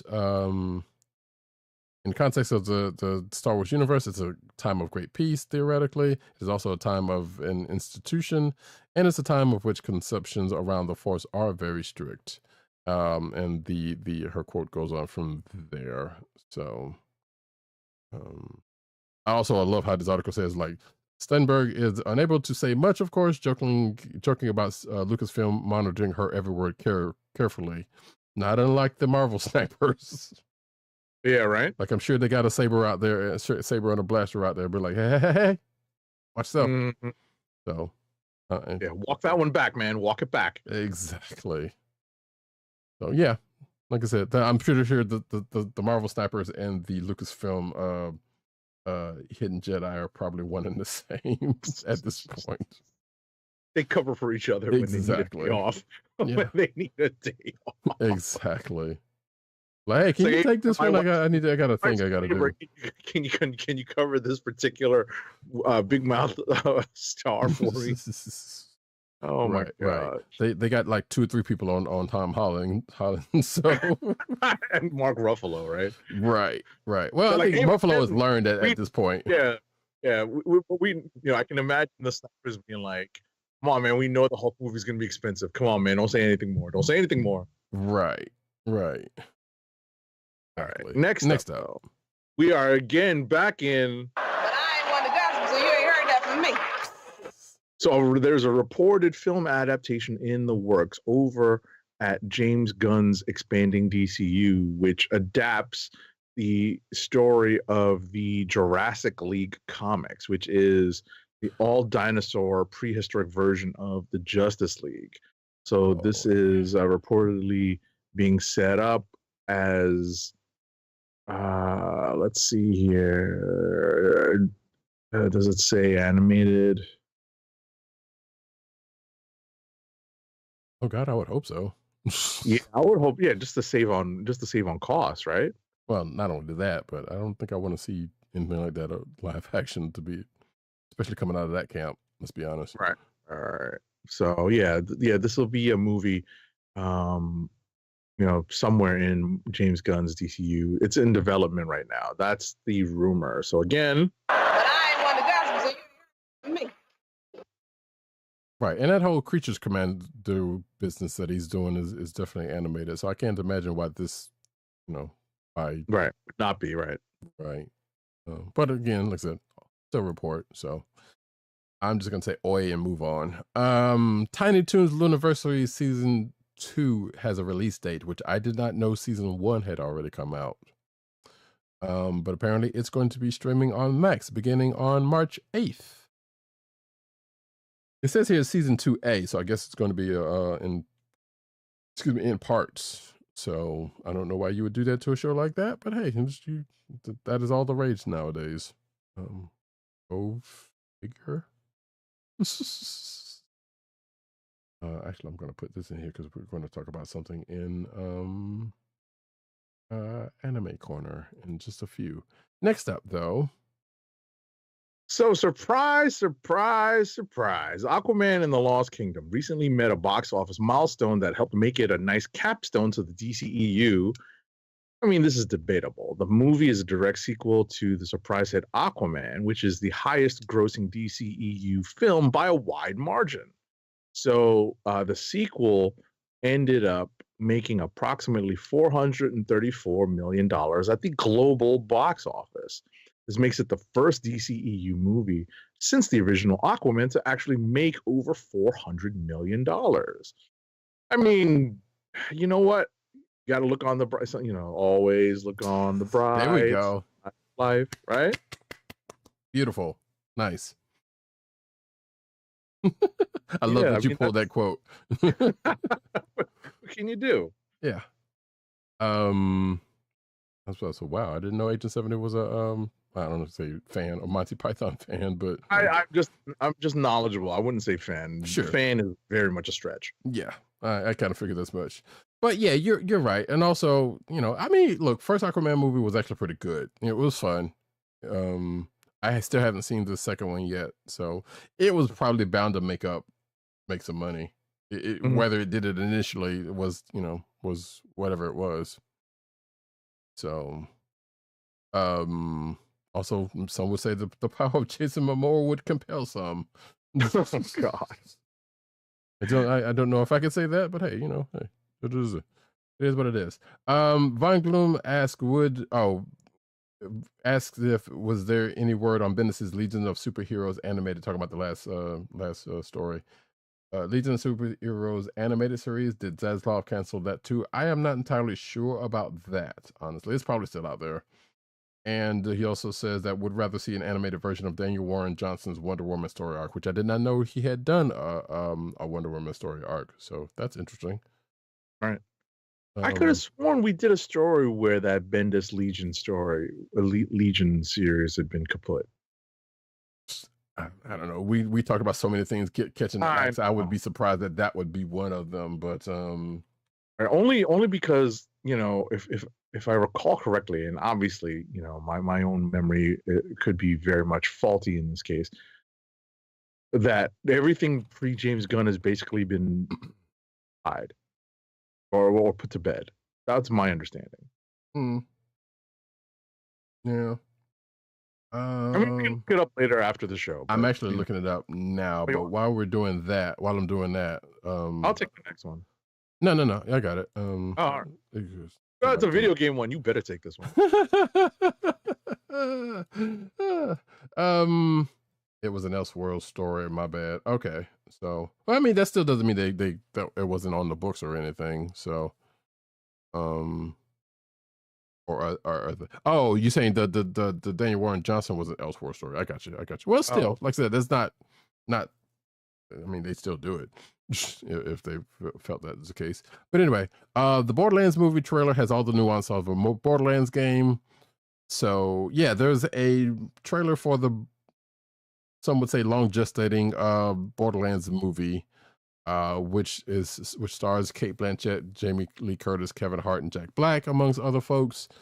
I still haven't watched the video of it, but I am aware of it being a thing, and the director Eli Roth.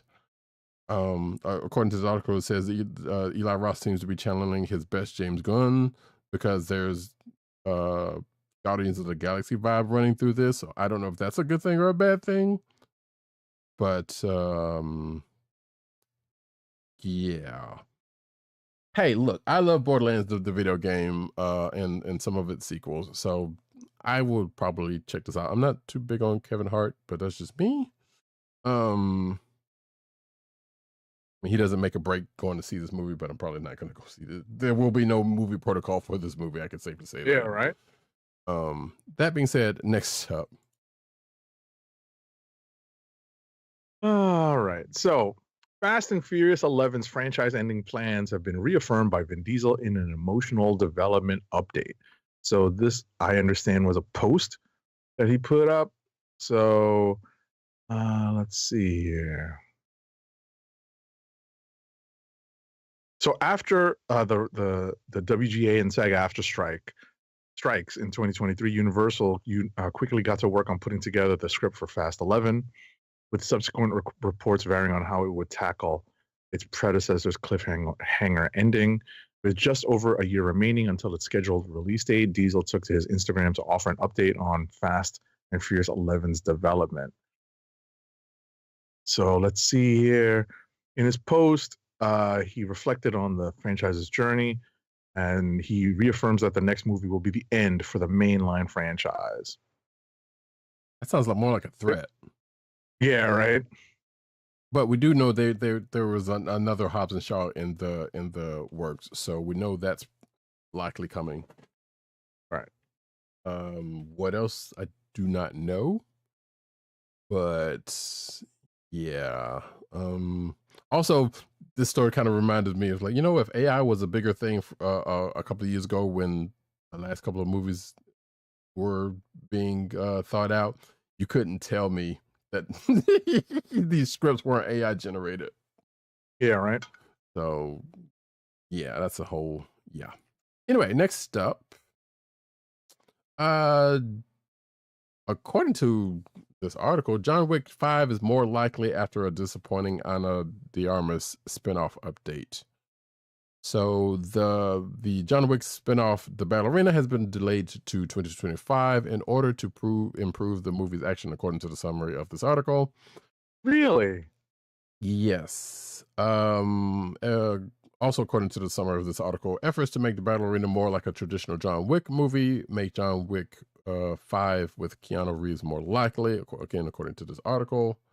So I should say still take that kind of, Yeah, that's speculation because at the end of the day, it's up to Stahelski and Reeves. Exactly. And that was my point of saying all of that. And that John Wick 5, again, in speculation, could premiere in 2027 in the earliest, but more likely 2028. We still don't even know if that's actually going to be a thing or not. Because, like I said, they've said, like, yeah, they've thought about it, they've had plans, this and that other, or potential plans or whatnot, but no one has ever come out and said that, it's actually going to be a thing. Now, granted, given what we know about what they've been doing around it, I wouldn't put it past the fact that it's going to be another John Wick movie, given everything that's been going on around it. And I still don't even know how that Continental show did.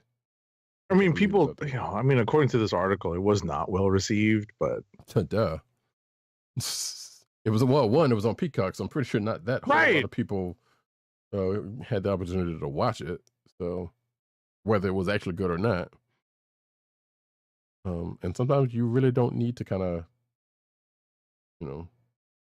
go that deep. I mean, I get why, if they're looking at it and they want to make it a female John Wick, I get why they're comparing the two that way in terms of the number or quality of action sequences. You don't need it to be all action all the time. Remember the first John Wick movies, the first two, they weren't like the second two. Right, the second two, there was very little. Actually, more so four than three, because three at least had the whole story of Halle Berry's character. You know, but they definitely wrapped up the action going from movie to movie. You're right. Right. But come on, you got to give the ballerina a little bit of room to breathe. You got to let them establish the story. We only have a glimmer of that Russian school, right? And some would argue, Black Widow kind of already did that. Yeah, just saying, but still, hey. Next up, though, Simu Liu, James Wan's espionage thriller series at Peacock enlists Jennifer Yale as co-showrunner. So apparently this show was announced as a straight-to-series order earlier in February. Thomas Brandon created the series and will also serve as co-showrunner alongside Yale. The description of said series, which doesn't have a title yet apparently, is 5 minutes in the future, a first-generation American intelligence analyst Alexander Hale, which is Simu Liu, realizes his brain has been hacked, giving the perpetrators access to everything he sees and hears. Caught between his shadowy agency and the unknown hackers, he must maintain a performance 24/7 to flesh out who's responsible and proves where his allegiance lies. Which, I mean, as premises go, doesn't sound too terrible. Sounds like something that would be on, ironically enough, Apple TV Plus than on Peacock. Right. I mean, the second you say Peacock, I'm like, well, I guess I'm not watching that. Right, and I say ironically because this Jennifer Yale person actually wrote for C on Apple TV Plus, but also credited with like Dexter, Legion, Underground, Outlander, and Chambers, and a couple of those shows people really like. So, also it says here she's currently in development, developing the series De La Resistance, which made me think of De La Soul, who's reissue of their first album is getting reissued out on digital platforms today, actually. Not a promo, not a sponsor. We're just saying we're a couple of De La fans in this piece. Yep. So, and that probably, if it's not hitting already, it's probably going to be hitting the streaming services. I don't know if there's a digital, a physical version, because I might want to pull the trick on that if there is. Regardless, that has nothing to do with what we're talking about now. Just saying. So going back to this, I'm like, the premise sounds good. I mean, we know James Wan has been worth some pretty good stuff. Simu Liu is all right as Shang-Chi. I'm not sure how this fits him, or he fits this, especially, we got Shang-Chi and we got Kim's Convenience, from what I know him as. I know he's done some other stuff, and I know he was in that Barbie movie, whatever. But I don't know how that would how his chops will go with this. But I guess some people will find out. Yep. Or if he has the chops to pull this out, I guess. So, not trying to shortchange bands, but hey, just going by what I've already seen. Next up, though. So apparently, with the approval and cooperation of series creator Masashi Kishimoto, a live-action Naruto is on the way from Destin Daniel Cretton, the director of Shang-Chi and the Legend of the Ten Rings. He's going to write and direct this movie from Lionsgate, which is the live-action movie based on Naruto. Gotta love it. This is the anime I can't get back. I just can't continue because the lead character is annoying. Believe it. I feel like there was going to be a live action version at some point. I guess we should be thankful that it's probably not coming from Netflix at this point, but also live action anime adaptations are still fraught regardless. I mean, granted, some of the better ones have come out of Japan, but and probably are still coming out. Now that I think about it, whether we get to see them or not. So I don't know. I would like to believe that he's going to do right by the source. I don't know. Naruto, for the most part, I've liked it, but yeah, I kind of fell off of it myself because it is one of those long, almost One Piece long, but not as One Piece as One Piece. Not as Piece as One Piece. Yeah, I will say that. I know there are One Piece fans that are probably like, how dare you talk about our beloved Straw Hats? But hey, to each their own. Von Gloom says, well, more kids will be doing the Ninja Sprint. Yeah, I mean, if they haven't already. Also, not being produced by Netflix is one thing in its favor. So yeah, I mean, if it continues to be that case, then yeah, we would hope it's going to get the budget and the care that it would need. Yep. So, next up, we're going to get into the anime corner.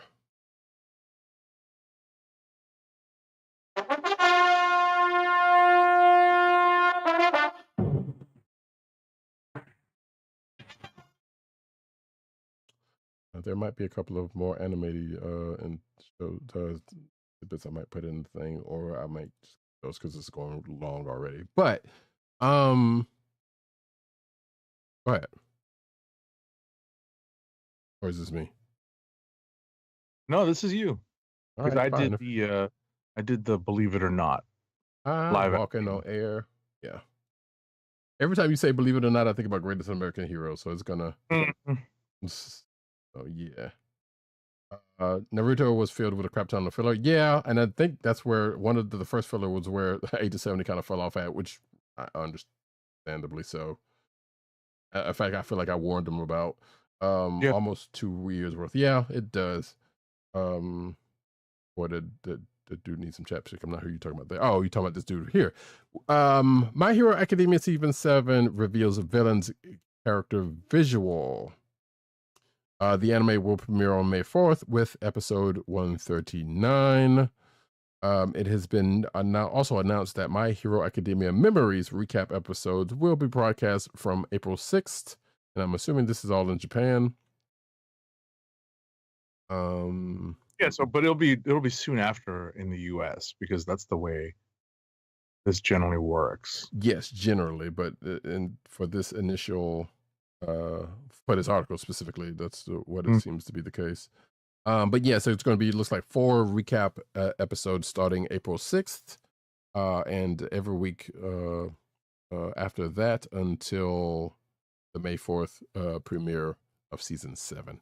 Still hadn't caught up. Still hadn't even, well, I was about to say, still hadn't caught up because I did start My Hero, but I just didn't get that far into it. I think I probably, 2 episodes actually, so that's not really saying anything. But yeah, there's some names in here, one of which I know I am familiar with, slightly familiar with, going into this. Next up. So, in a recent interview with The Verge, Crunchyroll president Rahul Purini announced the anime streamer is working on a solution for customers who will lose access to their Funimation digital libraries when its web and app services shut down on April 2nd. So on February 7th, Crunchyroll released a guide explaining how Funimation users could merge their watch list and queue onto a Crunchyroll account. It's happened to me already. Mm-hmm. So apparently, though, one big thing that caused anime fans to put them in an uproar was Crunchyroll revealing the merger would not support digital copies of Funimation TV shows and movies. So before, users could redeem digital copies of anime on Funimation by entering codes found in DVD or Blu-ray releases. And Funimation users were once promised that they would be able to stream their digital versions of shows and movies forever, with some terms of use and caveats. I mean, at the end of the day, I would hope they still have their hard copies, but some people, once they have that digital, they'll find a reason, it'll make it easier to sell. So their hard copies. So ultimately, Perini tells The Verge that Crunchyroll is workshopping a solution for Funimation users that will provide a, quote, appropriate value for their lost digital anime titles. Yikes. Yeah. And it sounds like it's a case-by-case basis. So that in itself, I mean, it could work out, but at the same time, it's like, yeah, that's not great. But yeah. And yeah, like you said, yeah, there are some people, like, I know, well, I was going to give away what I tend to do, but I still also have all of my physical copies of things. So I am an outlier one way or another. But you kind of have to feel, well, you kind of feel for people in this case, because because they're all trying to downsize. I understand people, if that's the case, yes. getting rid of physical media because they're trying to lighten, storage concerns. Right. Like I said, I still get DVDs and Blu-ray with digital copies because despite the fact that I know what I can do with my physical copy. Right. And sometimes I actually use my physical copy. Believe it or not, I watched one of my all-time favorite movies, Rounders. Nice. Using the actual DVD in an actual DVD player. Nice. Believe it or not. No, because I have not ripped it. I didn't digitize it. I just wanted to watch it on my TV on the DVD player. So it was kind of fun just to sit back and make sure that the DVD remote still worked. Right. I mean, but like I was saying, like as a comic book reader, you can kind of relate, or once upon a time you can kind of relate, because there was the one time that Marvel had codes. They still have them, I think. I haven't gotten, but they got rid of the digital codes that they put in their physical books. And we were all like, really? Yeah, they're taking away some value from buying the actual physical copy. Exactly. And then, there's some uproar when they shut down the Marvel app and pushed everyone to Marvel Unlimited. So there is that. But also, I still feel, because like as a person, I understand as Agent 70 said, people might want to downsize or whatnot. So like even the physical to digital stuff I have, like I still would watch digitally unless, if I have access to it. Because I have access to it. But as Agent 70 said, hey, so sometimes you just want to pull out that old physical copy you got and Right, pop it in the player and just sit back. And not everybody's savvy enough to archive their stuff, so there is that. Right. I mean, you could. I mean, I'm savvy enough to do. I just don't want to. Like, I don't want to have to, access it through like my network. I was like, no, I have a disc here. Right. Press play. Right.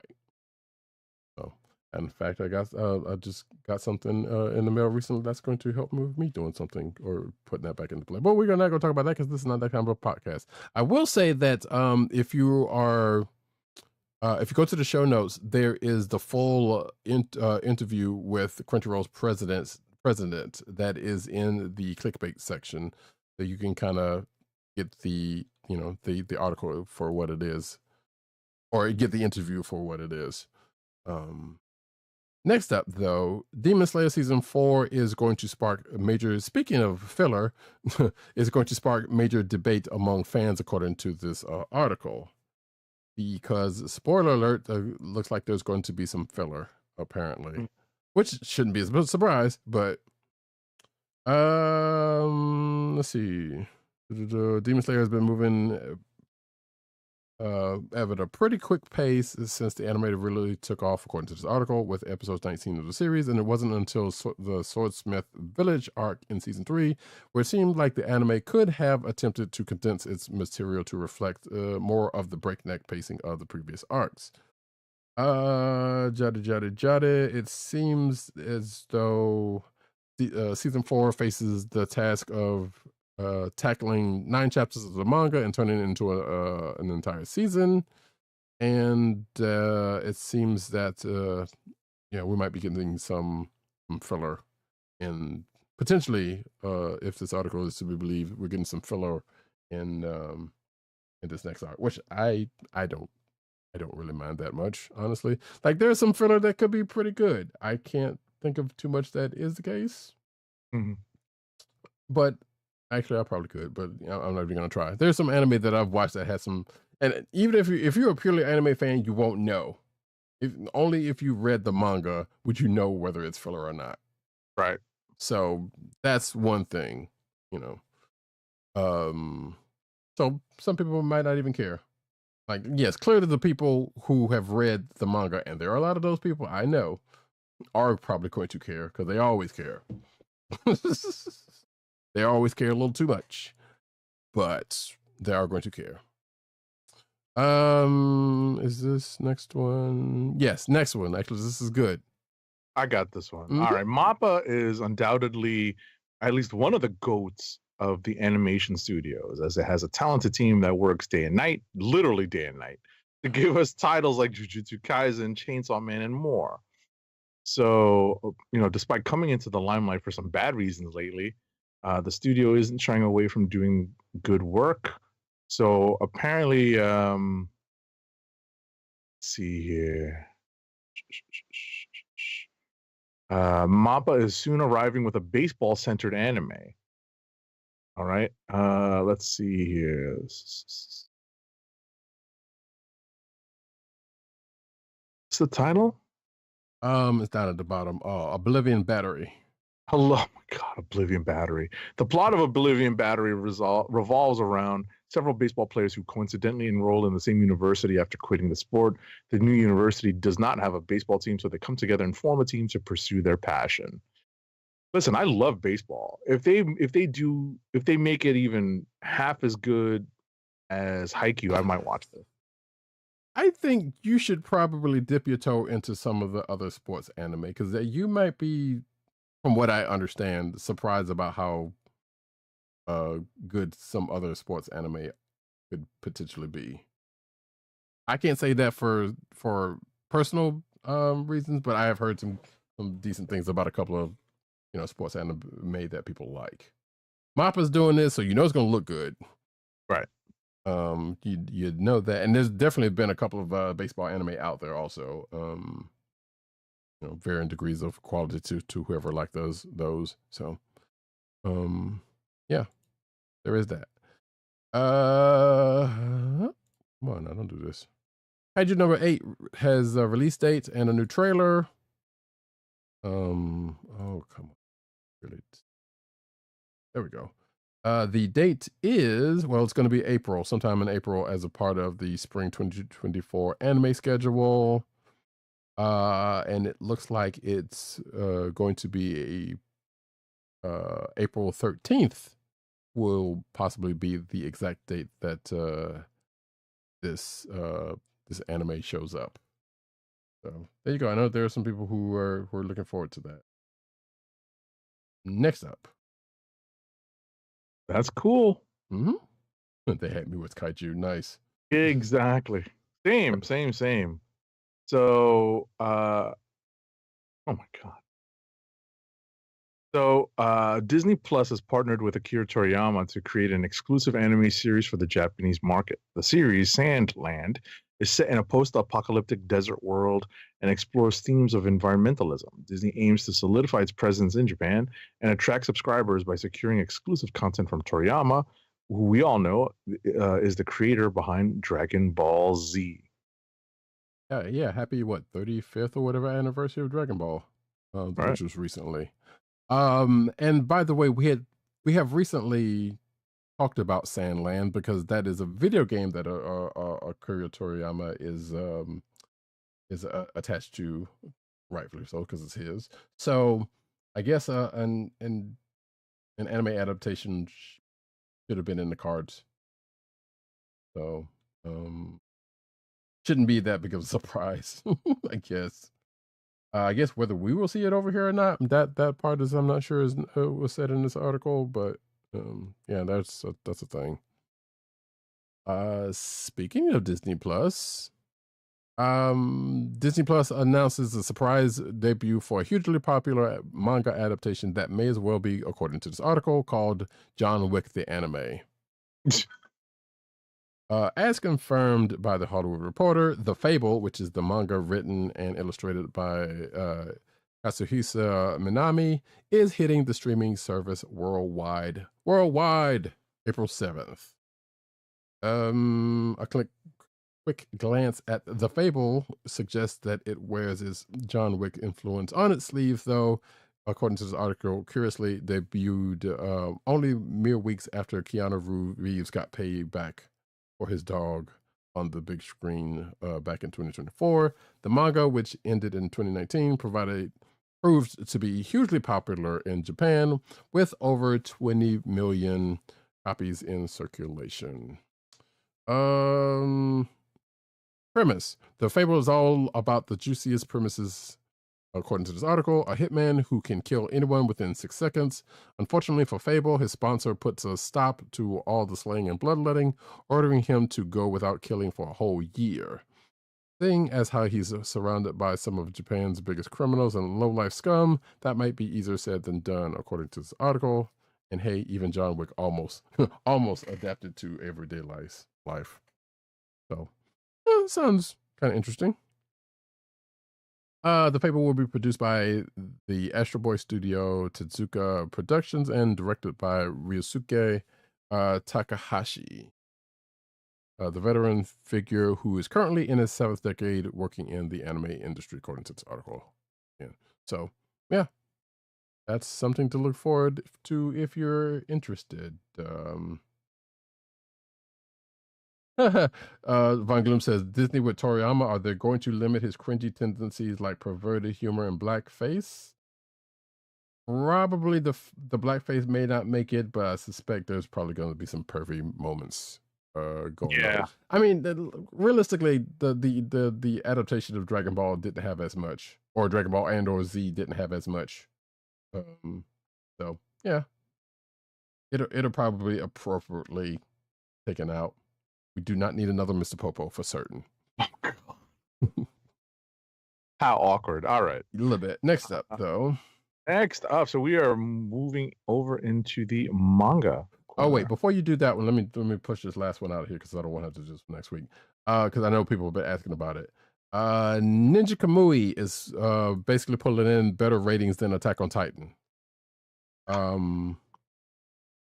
It's So, because I know I was asked about this last night when I was streaming, had I watched Ninja Kamui. All I gotta go was Hey, look. One is on, it was HBO Max. That's why. well, I mean, it's on Cartoon Network. So, Oh, that's right. I did see the Adult Swim. yes. Monitor. So, and you know, that still pulls in, folks. Yeah, Adult Swim. Yeah. Oh, yeah. Wait, did that Shimu thing go to? I guess it did. Anyway, it doesn't matter. Let's see. In IMDb's most popular TV shows ranking, Ninja Kamui is only surpassed by the likes of Avatar: The Last Airbender and Has Been Hotel in the animation department. Now, obviously, this is IMDb and the folks who frequent that thing, so you got to take that for what it is. Yes. In the anime medium, it is the current #1 for the website, surpassing the likes of Attack on Titan, and Solo Leveling. Which I need to catch up on. I take umbrage at this. I know That's you all do. I know you do. I mean, look, nobody's taking anything away from Attack on Titan's place in probably top 5, if not top 3 in people's hearts, in some folks' hearts and minds.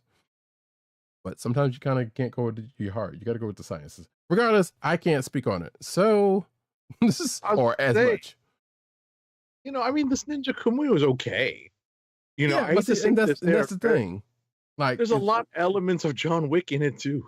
When you see it, when you finally sit down and watch it, you'll laugh. Be like, yeah, that's exactly what Agent_70 said. And no, I had heard that already. So yeah, I'm not surprised about that. But and you know, there were going to be people that's going to I mean, have the last couple of stories in itself, or the last story before the last one, you know, is any proof. People were going to be capitalizing on that way, shape, or form. And I know Stahelski and them had been talking about doing an actual John Wick anime. So, right, you know, that is the thing. So, that being said, you can see the first 3 episodes of Ninja Kamui on Max if you so desire to do that, which, yeah, and it's on Adult Swim on Saturday nights at midnight because, you know, ninja shit. But yeah, I will check it out at some point. I still have a few more things I need to catch up on, so it's yeah, I'm up to date on it, and it's okay. Right.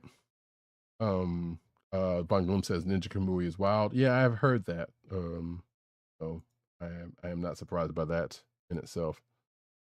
All right, now then, as Agent 70 said, we're going into the manga corner. And just for that shot.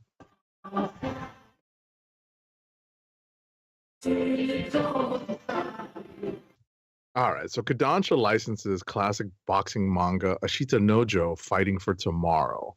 So Kodansha Comics has licensed that classic manga, which has already sold 20 million copies and had a major impact on Japanese culture, but it's never been translated officially into English until now. So Kodansha will publish it under the title Ashita Nojo Fighting for Tomorrow.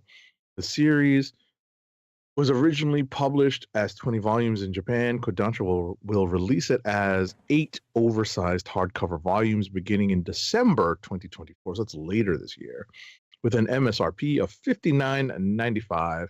It will also be available in digital form. Okay. Hey, you want to see Little Mac as an anime? Well, I mean, we kind of have a couple of instances of that already, but hey, here's another one. Because I know I never did finish Megalobox, so I shouldn't say that. But yeah, that one was also kind of wild. Anywho's, the manga Ruri Dragon is returning after vanishing over a year. After 6 chapters. So says after an unexpected and extended hiatus that poured cold water. This article's writing, not me saying this. Cold water on an explosive debut in Shonen Jump. Fantasy slice of life manga Ruri Dragon will return to the magazine for a catch-up 5-week run beginning March 4th, followed by a regular twice monthly release. Crunchyroll reported that Masayoki Shindo had to step away from manga work for well over a year due to health concerns, which at this point is sadly normal in that field. That is me saying that. That have happily now been resolved. This break comes on the heel of Ruby Dragon's first and only volume, which sold over 70,000 copies in its first week, earning it one of the biggest Shonen Jump debuts in recent history and inspiring a loyal fan base online, which you can say that about almost any manga out there at this point. Yeah, right? Because there's a loyal fan base for most of them. This is not a slide on that. I'm just saying this is a thing. Y'all know. That's right. That's fine. If you know about that one, then rejoice. I'm not familiar with it, but cool. Next up. All right. Two of wait, hold on. Right, so you did the 6 amazing chapters, right? Yes. Two of Marvel's top speedsters outrun eldritch horrors in a long overdue family reunion. Marvel reunites Quicksilver and his nephew Speed as the two speedsters race to stop the Wizard and his frightful four. This is in that Scarlet Witch book, right? Yeah, the Scarlet Witch Quicksilver miniseries. Yeah. Mm-hmm. Yeah, which we saw a cameo by Speed in the first issue, and I guess in the third issue there's going to be a formal team up. There it after is. What happens in the second issue, because from what I remember of that first issue, there were some things happened. Marvel announces, a Venom War event. Shout out to Venom. Yeah, shout out to Tim Dog for this article, which that was not the reason why I put this in here. I'm just saying. Happy accidents, folks. So the Venom War is heading to the Marvel Universe. The next saga for Eddie Brock and Dylan Brock will take place later this year in Venom War, a battle that pits father and son against each other to see who will be the last Venom standing. And even without knowing what's been going on in the pages of Venom and whatnot, I felt like this was due to come, and I figured it probably would have happened by now. Let's see. Marvel released a teaser art for Venom by Philip Tan. The artwork features Eddie and Dylan Brock as Venom, each leading their own arc. So basically, it's a Venom Civil War. Good gosh. Even despite the fact that, according to this, Al Ewing and Iban Coelho are the creative team for this, I will not. Venom War is scheduled to take place in August, with more information to be released at a later date. So, cool. Next up. All right, next. Meet the new Ultimates team coming this summer. So Marvel's newly relaunched Ultimate Universe is expanding in June with the Ultimates #1. Remember that the concept here is different because of the basic premise of the new Ultimate series, the Ultimate Universe. And the article goes on to describe what happened, what the premise of the Ultimate Spider-Man book is, and we're getting this new version of the Ultimates where it's a reinvention of classic characters and archetypes, and they're trying to make them surprising and vital. Okay. Mm-hmm. It'll be fun. So I guess really quick, let's talk about this lineup. If you're watching the video version, you can see the cover. We have Giant Man, Wasp, Thor, Iron Lad, and yes, I'm skipping somebody on purpose, Sif, Captain America, and one Victor Von, well, excuse me, no, it's not Victor Von Doom. It is one Reed Richards Dr. Doom. Right. As these Ultimates. And actually, Von Gloom in the chat, I saw he said on Twitter, I'm assuming after seeing this news, asked if there was a universe where Hank Pym was not an asshole. And I'm like, no, I don't think there is. But I think 616 has kind of tried to redeem him. Even though they're kind of putting them back in in a way, they're kind of putting them back in the form. But yeah. So, because even in the original Ultimates universe, I feel like he was still kind of a face. Right. I'm honestly the happiest to see Sif getting some shine. Yes. And I guess we probably should be glad this is not the original run of the Ultimates, because they probably would have done something horrible to her, or have her doing something horrible. Because man, they had some wild things going on in those joints. Yep. Oh boy. So yeah, so that's the team. This cover looks kind of hard, actually. I'll be checking it out. If you did not know, the new Ultimates will be written by Dennis Camp, with art by Juan Frigeri, and Agent 7 pretty much said the rest of that. So yeah, looking forward to checking this out when it happens this summer. Next up, though, Jim Lee reveals his DC Marvel mashup cover for the Amalgam Age reprints. I still haven't pulled the trigger on either one of those omnibuses, but I know I will. I probably should go ahead and just lock it in. The versus one is probably is the one I'm probably going to get. This one, the Amalgam, I could do without, but this is a nice cover. Yeah, but also I think I found my copies of the digital copies that I had for this Amalgam stuff recently, so that's good fortune. But yeah, August 6th, we talked about this before. The DC versus Marvel, the Amalgam Omnibus, and the DC versus Marvel Omnibus are both coming out. Not the crossover, mind you, which I'm hoping that actually comes. The one where they actually paired up and not against each other. Because I think that's the only one that's missing out of this thing. And they're pricey, by the way, folks. This is $135 a pop for these joints, which, it's a big amount. It's a lot of stuff. So, there is that. Next up. Oh, by the way, yeah, the Jim Lee art, as you can see the pencils for, looks pretty good. And there's the finished version here. Looks good. It's Jim Lee. Of course it does. Next up.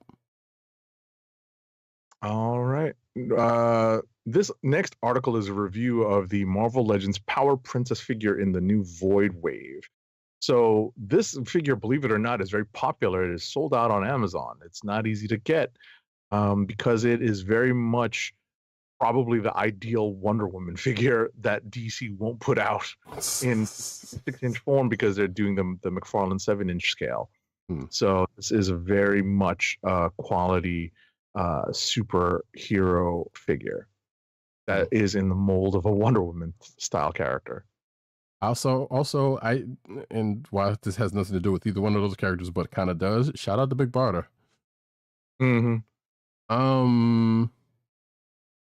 Yeah.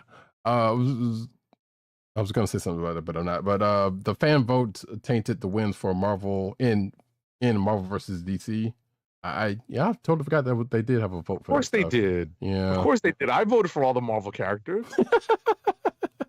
I don't even remember the vote, but then I wasn't reading comics back then at the time, so I guess I would have missed out on that. That's funny. But yeah, Power Princess, Marvel's Wonder Woman. Next up is Marvel Legends Wolverine 50th Anniversary Logan and Sabretooth 2-pack. We've got some pictures of it. So, and if you're watching the video version, you can see them right here.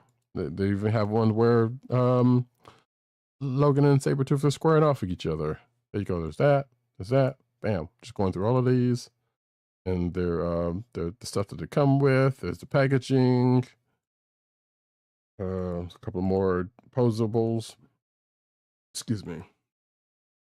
Oh, that last image is kind of funny. The way they have them posed, but cool.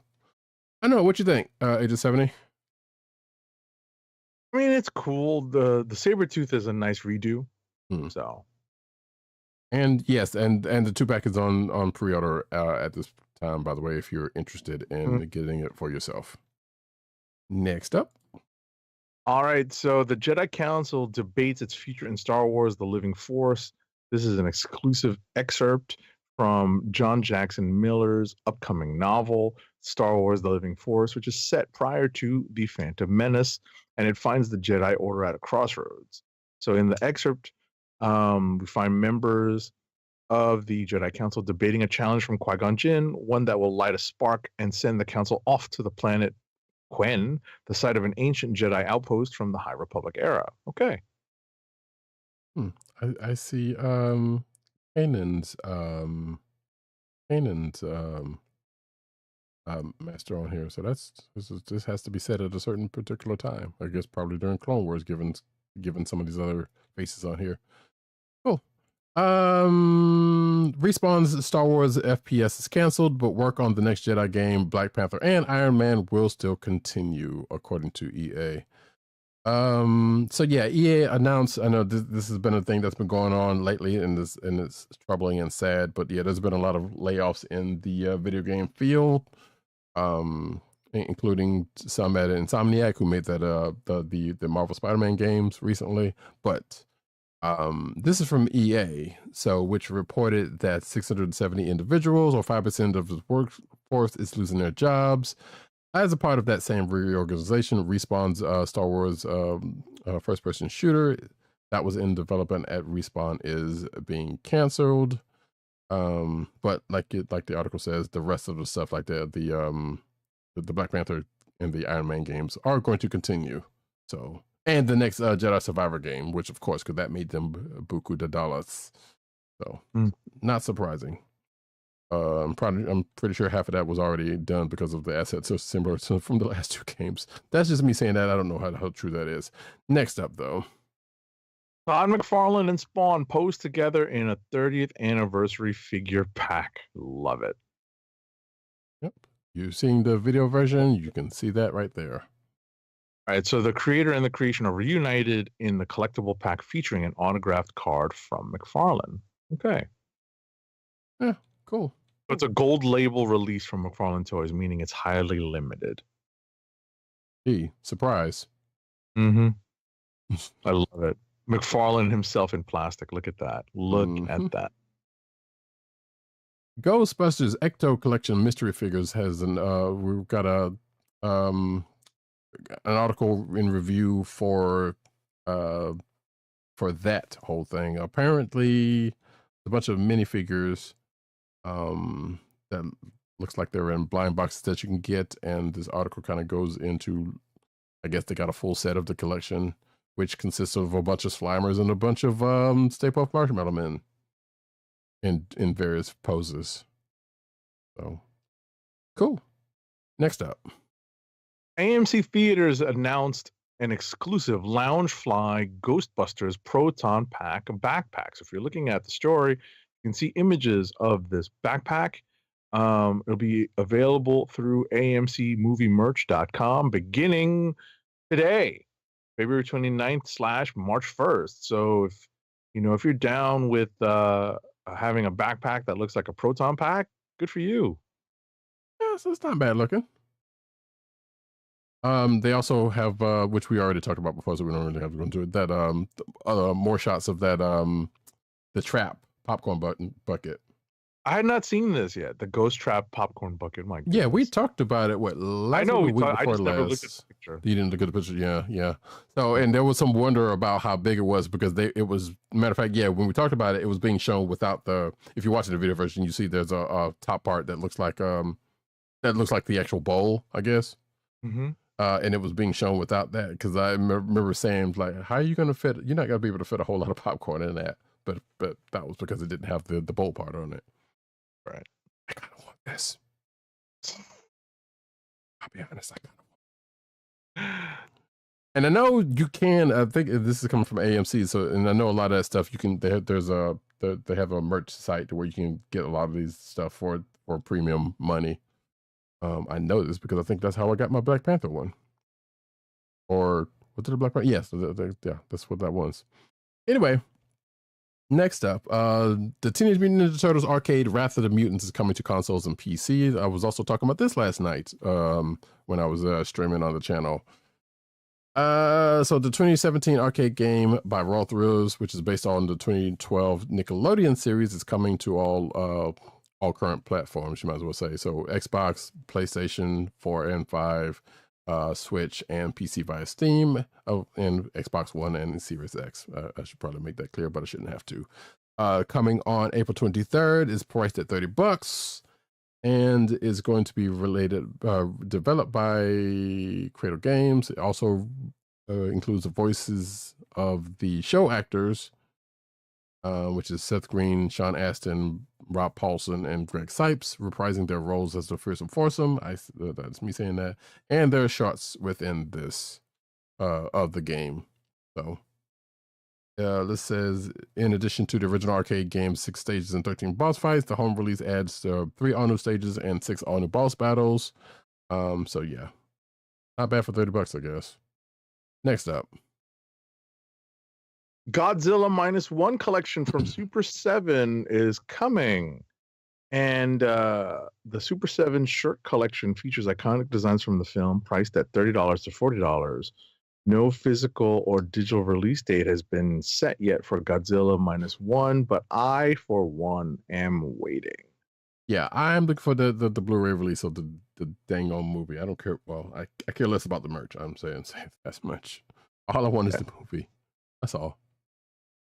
Oh wait, yep, and it still doesn't say when the thing is coming out. So, and some last minute news that I added.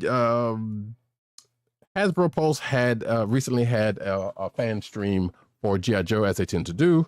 And during that stream, they announced some new figures and whatnots. So we got a Dial Tone, we got a Saw Viper, we have Beachhead, Retro Beachhead, we got some Cobra Eels, Snow Serpents. Looks like Target's gonna get Cobra Island.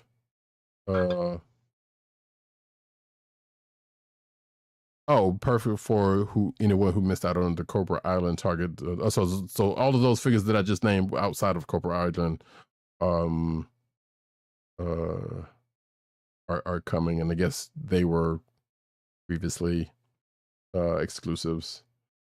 So yeah, and then this goes on to talk about the other figures that we talked about like last week or two, so we don't need to go back on that. Cool. Next up, I'm like mildly jealous that I have not gotten into, you know, the G.I. Joe, like this version of G.I. Joe. right? It's just too much, you know, because it got all the Marvel Legends. But I look at this like fondly, you know, with like warm, like affectionate feelings. Like, oh, that's nice that they're doing that. Right, because some of this stuff, I'm like, yeah, wouldn't mind having some of these figures, but I'm not going to do that. My Transformers thing has already got me in a chokehold, and what little Marvel Legends, of which we will be talking about in a little bit. Exactly. So, speaking of Transformers, there's 2 more additions to the 2025 Studio Series lineup, thanks to TFW's JT Prime 17. Okay. Yeah. So it appears we will be getting a rival for the upcoming Commander 86 Optimus Prime. A listing for the long requested and discussed 86 Megatron has been found. And so apparently there are these new versions of these figures coming out. Yeah, that I don't know where this fits. I don't remember where these ones fit in the line. I think they're right. So you get a Leader 86 Megatron and Galvatron. That's the news. Right. So I think these are not like, these might be one step up from the baseline ones, so they're not ultra expensive, but they're not cheap either. Got it. So I don't remember. Like I said, there's parts of that I don't know. I know the Masterpiece ones are pricey, but they're also more articulate. So, speaking of Transformers, Transformers confirms huge character return will, quote, change the war on Cybertron forever. And this is why I need to stop going to the site, because hyperbole is abound. But, and this is spoilers, but kind of probably not spoilers because solicitations are already out. Transformers 8 is going to bring in the return of, well, one of the other, I shouldn't say that, there's been a couple, but one of the other female Transformers, because RC has already shown up.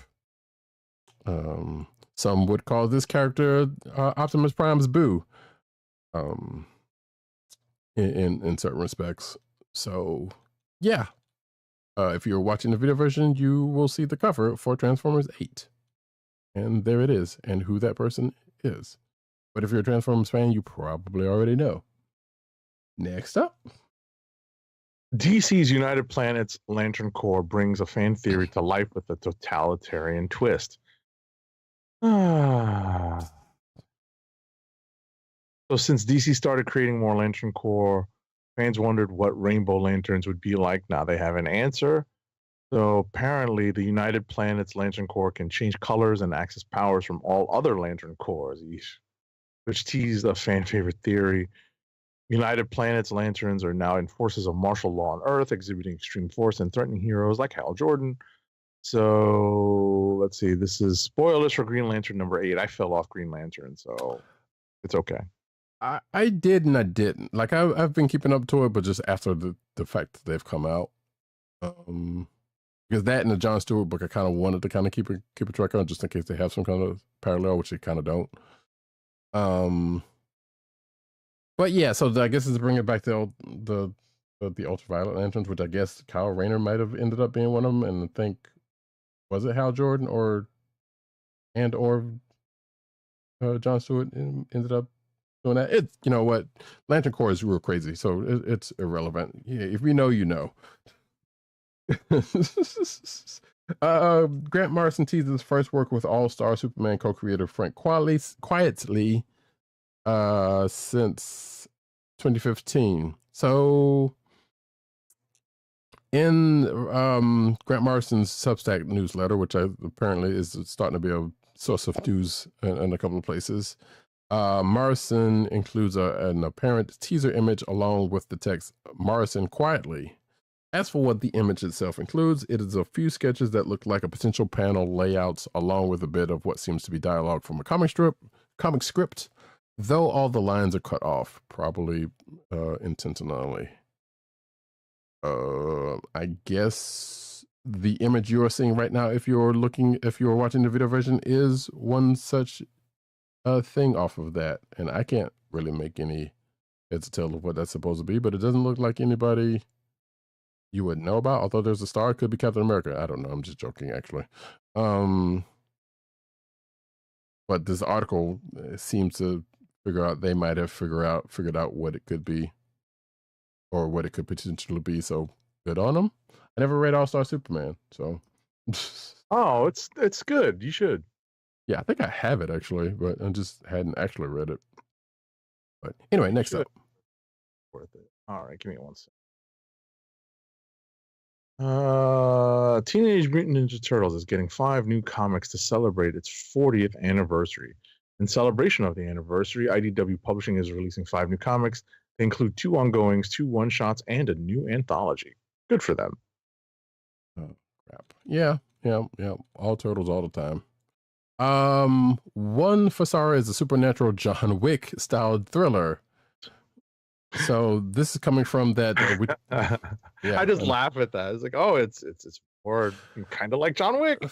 And I hate. Well, I mean, let's face it. This is not the first nor the last time something like that is ever going to be a thing. Because once a popular thing becomes popular, everything's going to be, hey, it's like this. Die Hard, right? It's Die Hard, but on a boat. Exactly. Or it's this on steroids, or whatever the case may be. And it's like, oh, that's tiring. But anyway, this is coming from the new comic book publisher Distillery. I'm say this again because we talked about this previously. I thought we got rid of that whole get rid of the vowels thing from the 90s.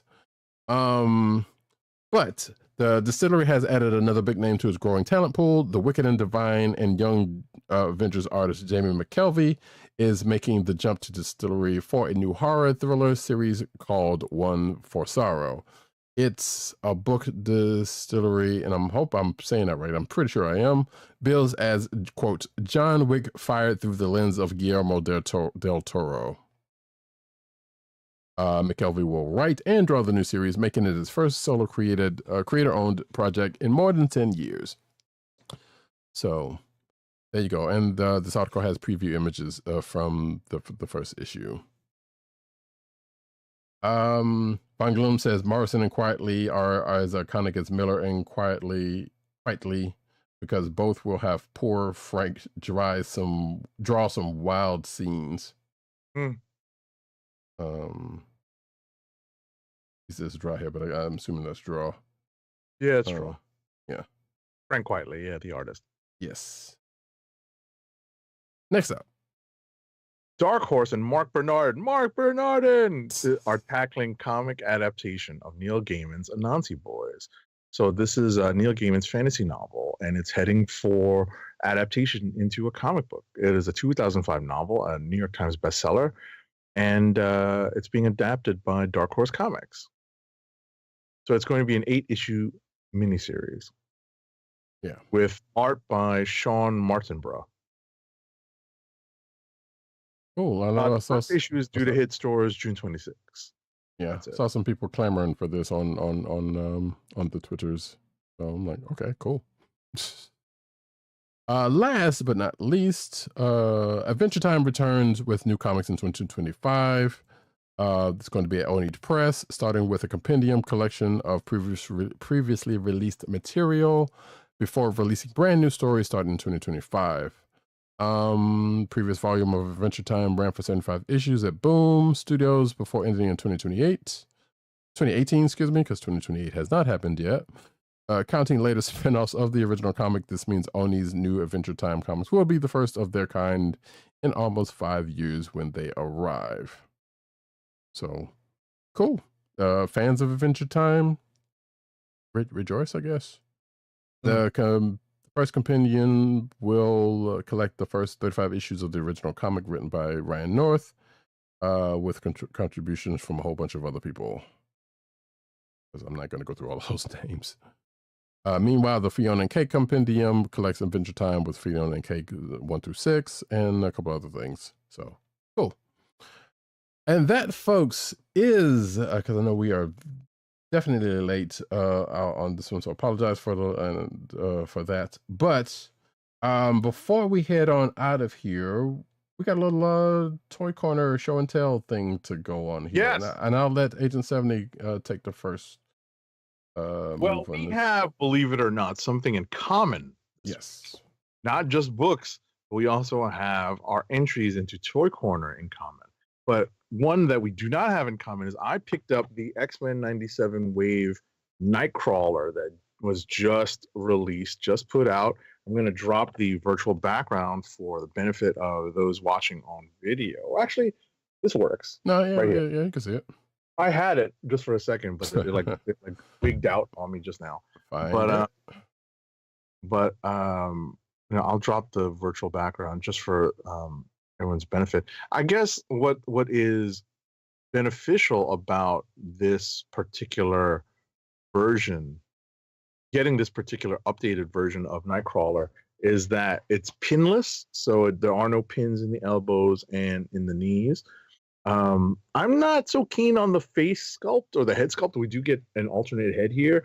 What I discovered online is that, because I haven't opened mine yet, as you can plainly see, that the previous Nightcrawler that we got, you can use the head sculpts from that and swap it right onto this figure with no problem. So I'm happy about that. That's pretty cool. Yeah.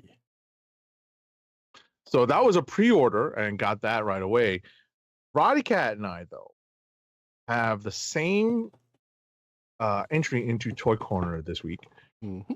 And it happened because I happened to be scrolling, like I do sometimes absentmindedly, over on one of our sponsors, Amazon. And I happened to notice a price drop, a big price drop.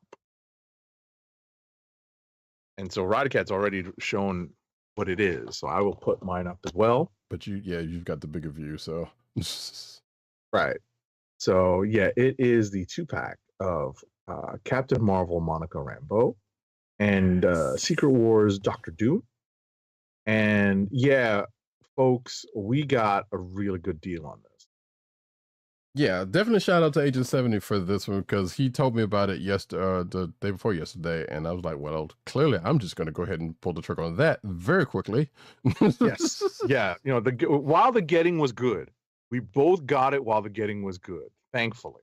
Mm-hmm. Right. And believe it or not, I think this is probably one of the best Dooms that they've put out. Even though it doesn't, I mean, obviously it benefits from not having a cape. Right. But It's a really good Doom, and obviously this was probably going to be the only way we get this version of Monica Rambeau. Yeah, a classic Monica. Yeah. So, but yeah, also doesn't come with Doom's silly shield thing from the Secret Wars line. or well, actually, I think I missed that, man. Those are some great figures. Yeah, I had a bunch of those. Every time I see, because you know that there's that Marvel Secret Wars book that's out, and they still do the variant covers with those shields on. I'm like, yeah, I kind of missed that too in a way. So, and I know Monica was also there, so I kind of miss those shields, man. Because technically, I guess you could say both of these were from that Secret Wars. So. Oh yeah, right. I mean, they found a reason to package Monica with somebody, right? Right. And yeah. You know, it's just a shame that this version of Monica, you know, like obviously, you know, the character went on to experience some drastic changes, like visually, after that. So, you know, like having her powers drained and all that stuff. So yeah, name changes and all that. Yeah, exactly. They're not going to go through all of that. But I'm glad that they put out a Marvel Legend figure of this version. Me too. So now, well, I was about to say, I guess if you want to get an alternate version of the Marvels, I guess you can do that, because now we have figures for Ms. Marvel, Captain Marvel. Wait, there is a classic Carol. What's that? There is a classic Carol, right? Well, there's a couple of classic Carols. One, a couple of them are hard to come by. Right. Like they did a classic Ms. Marvel in the black swimsuit with the high boots. Right. That one is hard to get. But they have put out a Carol in the Jamie McKelvey costume. Right. So they've done a Carol. Sorry, I was about to say there's no Warbird, or there is a binary though, right? Yeah, there is a binary. Yeah, there is a binary. No, what I'm talking about, the Warbird / old school Ms. Marvel black swimsuit costume. Right. That's hard to find. They did put it out. It's hard. It's actually pretty hard to get. Right. Well, no, I meant the Warbird that was like in Bendis's run, because they did change her costume there. But, did they? Yeah, if I'm not mistaken, they did. But yeah, but what you're talking about, the swimsuit with the sash, that is what I meant by classic Carol. Yeah. So. Yeah, the classic Ms. Marvel, and I remember that, and that's just not an easy. Like I think I forget the specifics of it, but it dropped in like a specific way. It wasn't like a general release, and they're just not putting it back out there for whatever reason. Right. I mean, like re-releasing it or redoing it. Right. But yeah, folks, that was that. I know there's going to be another one to come in probably in about a month or so from Agent 70. And I'm looking forward to checking that out when it happens. But oh yeah, I mean, like I've got a few figures coming in. I just splurged on a bunch. Yes, he did. I just found a couple of good deals, and got some pre-orders coming in. I did order the Falcon cap from Target that dropped the other day. So that'll be coming in probably like a month or so. Yep. So there is that. And that concludes our news and our show and tell / toy corner for tonight. Can we get one last ad read? We've been on a long time. Our last ad read of the night is to help keep our podcast free by shopping at Amazon. Visit cspn.us and click the Keep Our Podcast Free link at the top of the page. From there, scroll down and click on the Amazon link to shop. Purchase items from Amazon as you normally would, whether it's books, music, electronics, jewelry, apparel, or Marvel Legends. For every purchase made on Amazon through our link, Amazon sends the CSPN a payment. That helps us keep the Comic Book Chronicles podcast free for our listeners at no extra cost to you. Amazon.com through CSPN.us. Do it today. All right, folks, that's it for this week's show. Thank you for coming out, whether live or after the fact. whether it be watching the video version or the audio version or what have you. We appreciate you all being here. Again, show's been around for 11 years as of the last show, and I would like to believe, I would hope 11 more if it was if it was meant to happen. Who's to say? We're not getting any younger. Good night to you, Von Gloom. Appreciate you for coming through. Good night. With that, I have been Roddykat. You can find me at Roddykat on Twitter. You can find me at News Needle on Twitter. You can find me at CBCaps on Instagram.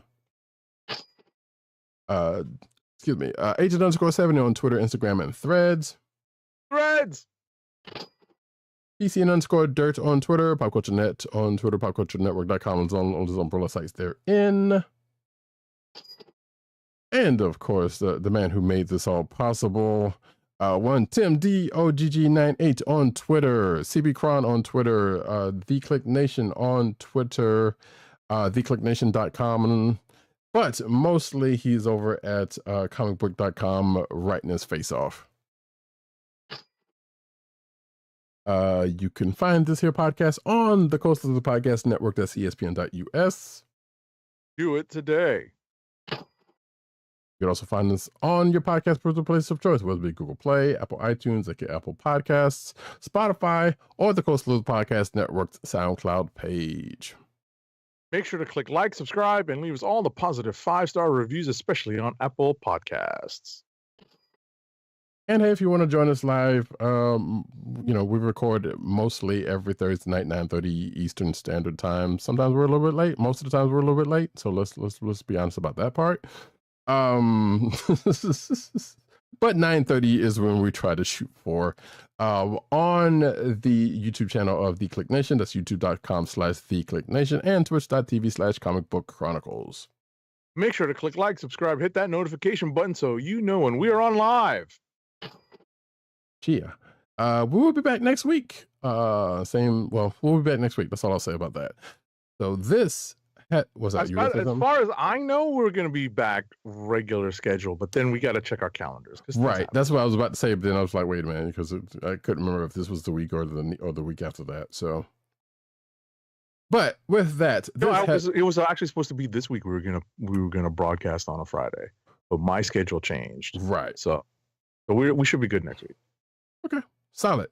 But hey, socials, check them out. We'll do one way or another. We'll all will be told there. And with that, this has been the Comic Book Chronicles. Peace. Peace. One. Time to suck. Peace out, Brooklyn.